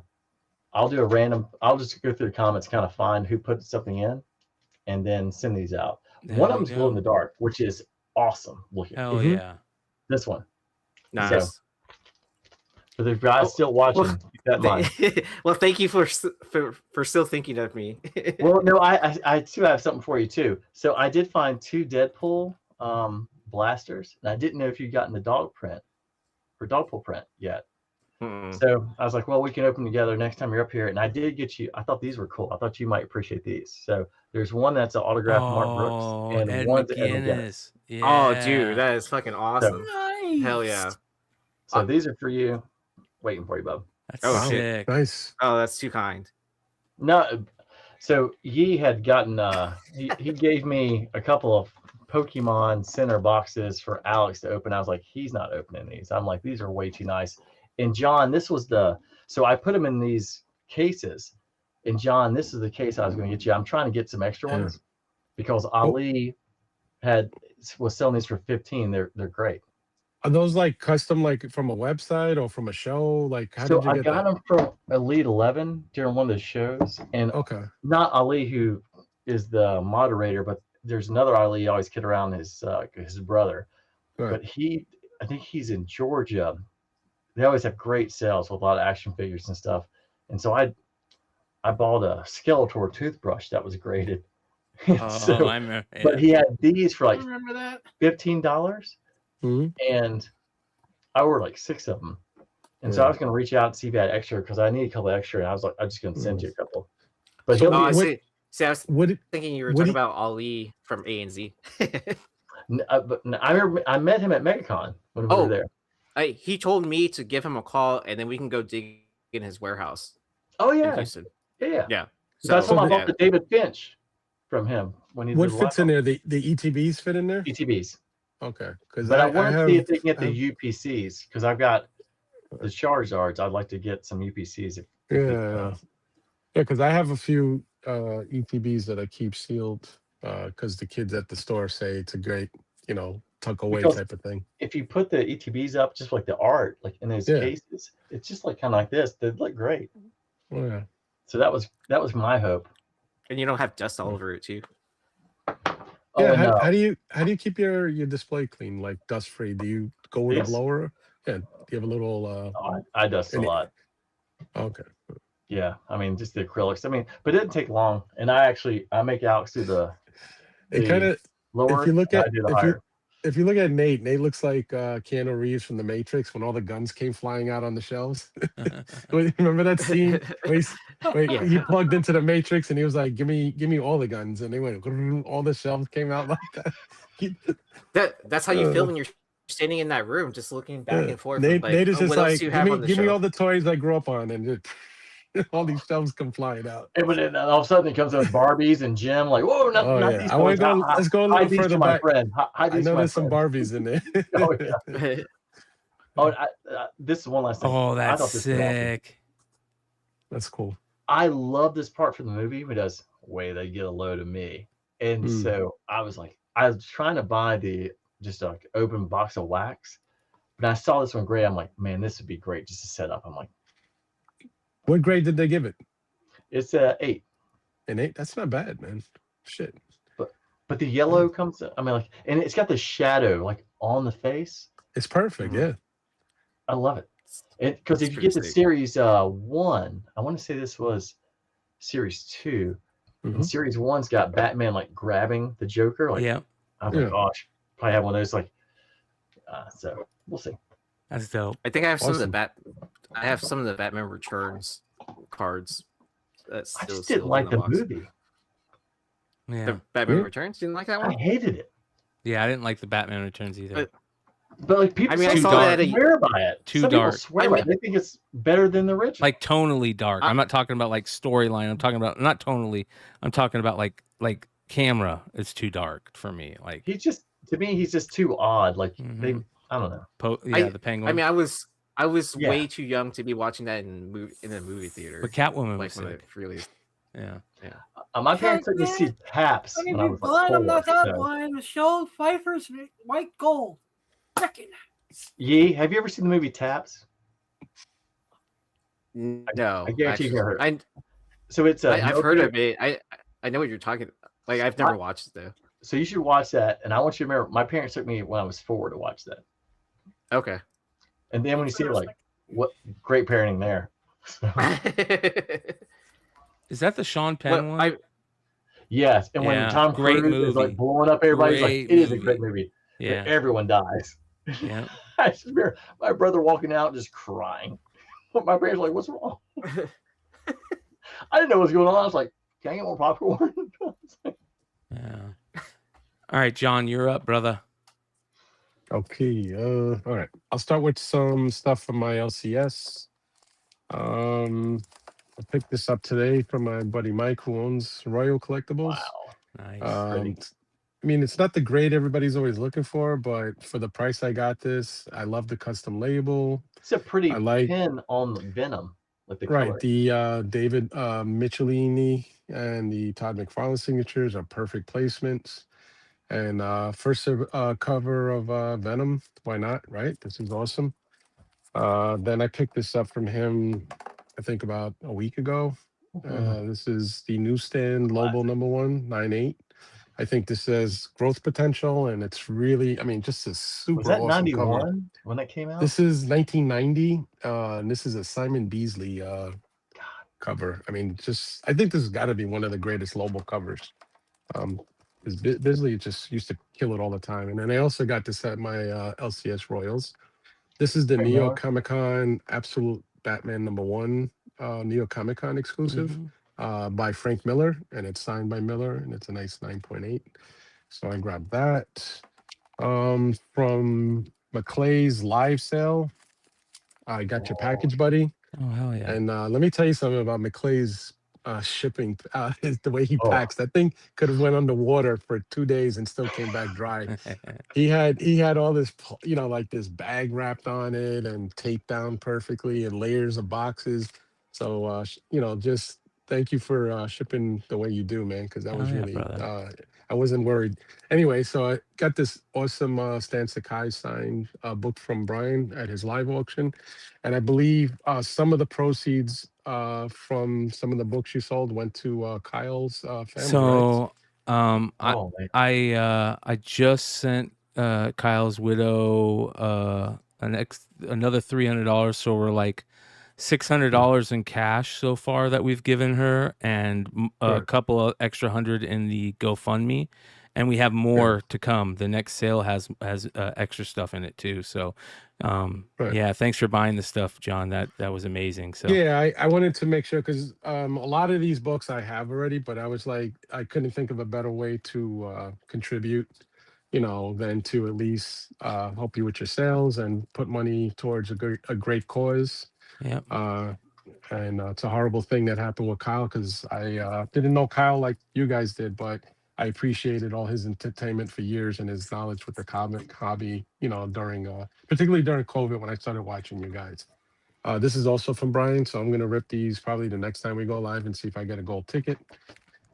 This is also from Brian. This is some stuff that Mark hooked him up with.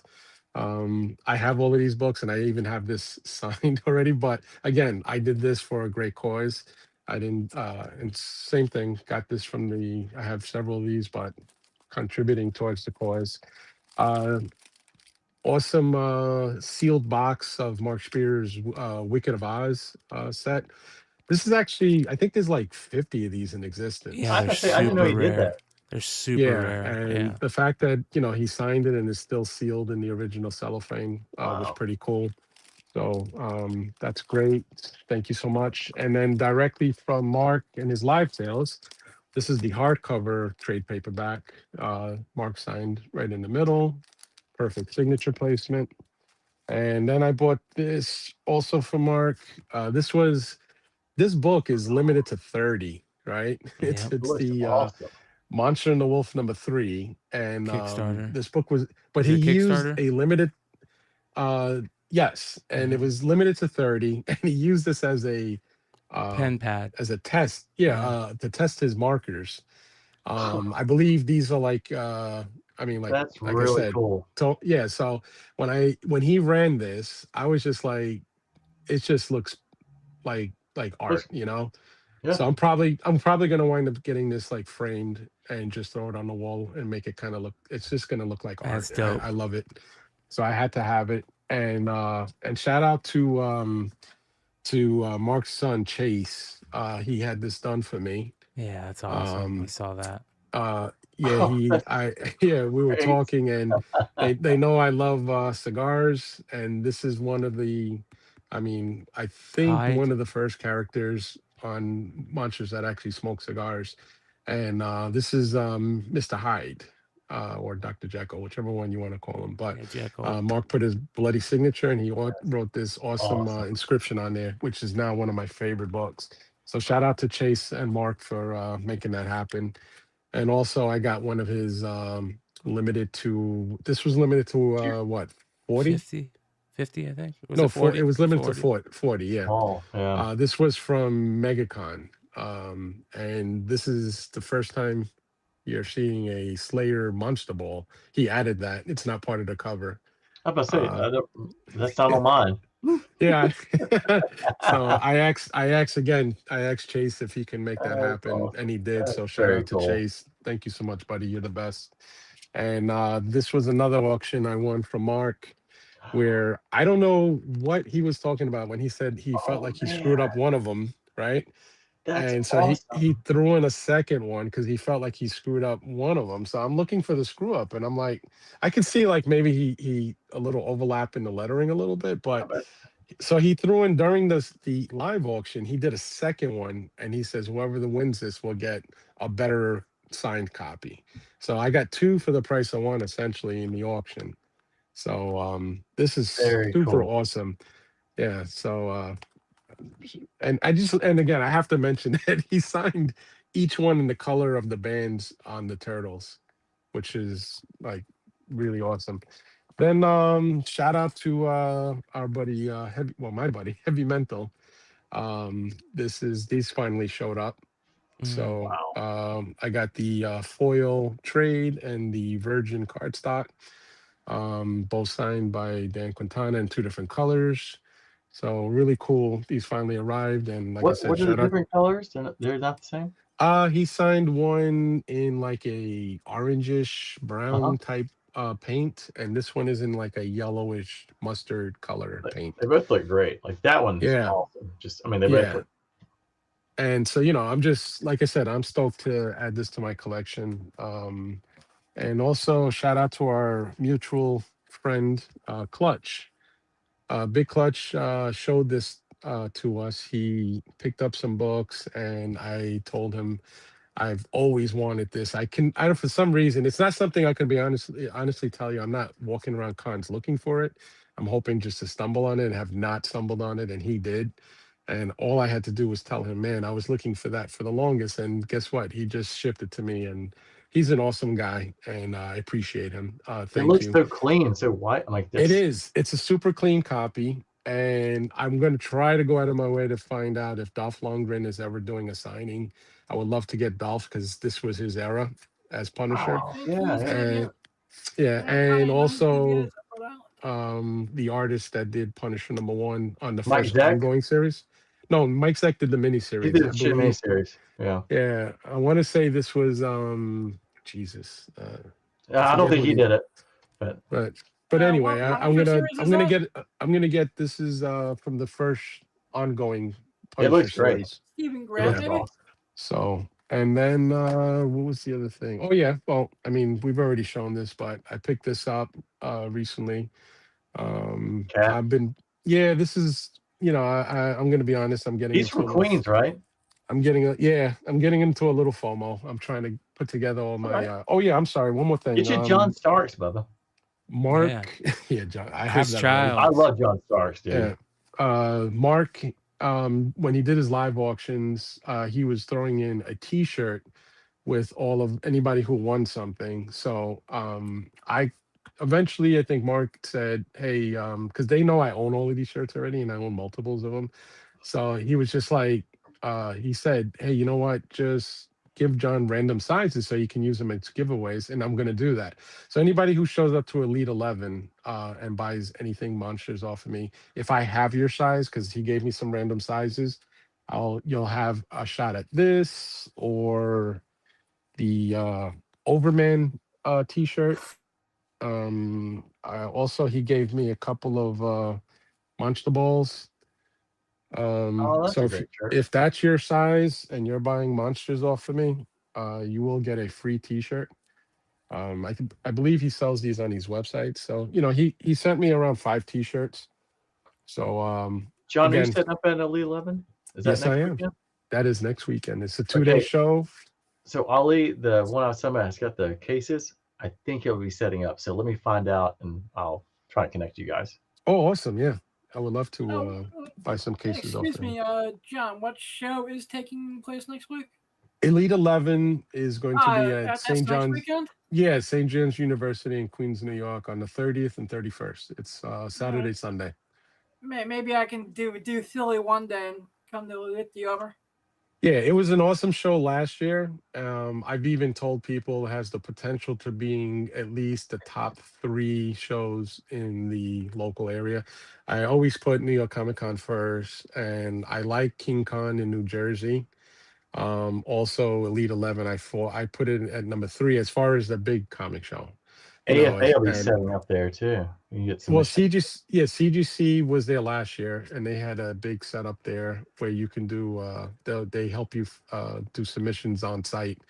So I'm sure there'll be a grading company They have there AFA again. this year. I mean, AFA Oh, is they're also going to have AFA there. this year. Yep. All right, so I'll probably. And bring, actually, if you use, I think maybe being a dealer, you get like a discount, like a 10 or 20% discount. yeah. So yeah. Hell yeah. So like I said, if anybody comes sees me at Elite and buys anything Monsters, like if I have your size, you'll get a free T-shirt. And you know, that's basically going to be kind of directly from Mark, because you know, I'm just passing it along. He added it to my auction wins, and I'm going to give them away. So Oh yeah! Shout out to Mark. Absolutely. Next Tell Mark to sale. make some extra small sizes. I need one for Tiny Dancer back here. These are going to be going up on eBay. So I got this. This is a Halloween edition signed by Mark that he sent me for to have proceeds go to Kyle's family. I also have an original Halloween blaster that's going up on eBay. Is that the one that you and John had? Like that was back before? Yep. That's a really hard one to get, isn't it? And then I Or also expensive. have these 3 one-of-ones that are going up on eBay as well. Ooh, nice. Yeah. That one's going up. Wow. That one's going up. And that one's going up. And they're all one-of-ones. Dude, that's great. So Mark is just amazing. When he heard about Kyle and he saw, like, you know, what Kyle meant to the channel and what he meant to us, he was like, hey, can Yeah. I send you some stuff to give some proceeds to Kyle's wife? So that's what we're doing. I hit her up a few days ago and said that we got another charity auction coming up soon. So that'll be on eBay Live and Whatnot. We're going to do 2 of them, eBay Live and Whatnot, over the next week and a half. So be on the lookout for that.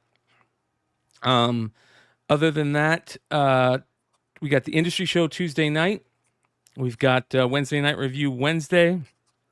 I think we're going to have, Adam from Comic Board Inks is going to join us Wednesday night. And then I'm thinking either Thursday night or Sunday night, not tomorrow, but the following Sunday, I'll do my my response video to Dennis's show. I still haven't seen it yet. I'm gonna watch it, and I'm not gonna do an EFAP to 4 hours. So I'm gonna watch it. I'm just gonna pull out the things that I feel like I might need to address. And then I'm gonna bring Sean Hudachko on with me to EFAP the part where Sean came on, which I think will be interesting. So, and then we'll do that live one night only, and then it'll go to members only. And we keep pushing. I can't thank you guys enough for what has been going on lately on the channel. It's pretty amazing that my average for Beyond Wednesdays, our highest, was around like 90 to 200 subscribers a month. That was our norm, right? 90 to like 200. The last 2 months, we've been averaging like 800. And this month, we hit 1,000. In the last 28 days, we've hit over 1,000 new subscribers. Our watch time has rocketed. Our views have rocketed. And not only that, and I'm going to say this again, I said it at the end of the last show, you guys out there have reached out to me in ways and said things that have really helped and give me confidence in what we're doing over here and the type of shit that we got going on. And I am going to San Diego's next. Here's what we got coming up con-wise and events-wise. San Diego. Oh, well, first we got Sean's wedding. So Sean's wedding is coming up. So that'll be before San Diego. That's going to be fun. Yep. We've got San Diego. We've got, I think I'm going to go to Dallas. I think we're going to try and do Dallas. And then we got New York. Dallas is in September. You down? Together? Oh, sorry. It depends. Alex's birthday. It depends. But if it's not his birthday weekend, absolutely. 100%. Okay. So Dallas in September. San Diego, and New York. And we'll see what happens. Oh, Fan Fusion is in 2 weeks. If you're in Phoenix, I'll be at Fan Fusion. Definitely Friday and Saturday, but just for a little bit because we'll have shows. But Sunday, I'll probably be there as well. So I'm gonna go. If Lord Zero, if you're out there, I might try to grab you an extra ticket as well if you want to go. And hang out. And then Phoenix Doc is going to hang out. And if any of you other Phoenix guys are here, let me know. We'll go get some grub. I'm going to see Chris Rupp. Rupp always does Phoenix Fan Fusion. And I'm going to hang out with Brian Polito, too, as well. He's going to be there. And speaking of that, Brian and I are working on something. We're going to try and do something really cool where we bring on some old school long-time Chaos Comics Sworn Nation guys who are like the guys who have the real cool collectibles and all that stuff. And we're going to do a show, hopefully, with all those guys and do some of that stuff. So that'll be coming. Yeah, lots of fun stuff. Come hang out with us. And we'll have, Saturday nights. It's a blast. We'll see you soon. Love you guys. We're going to go hang backstage. Adios.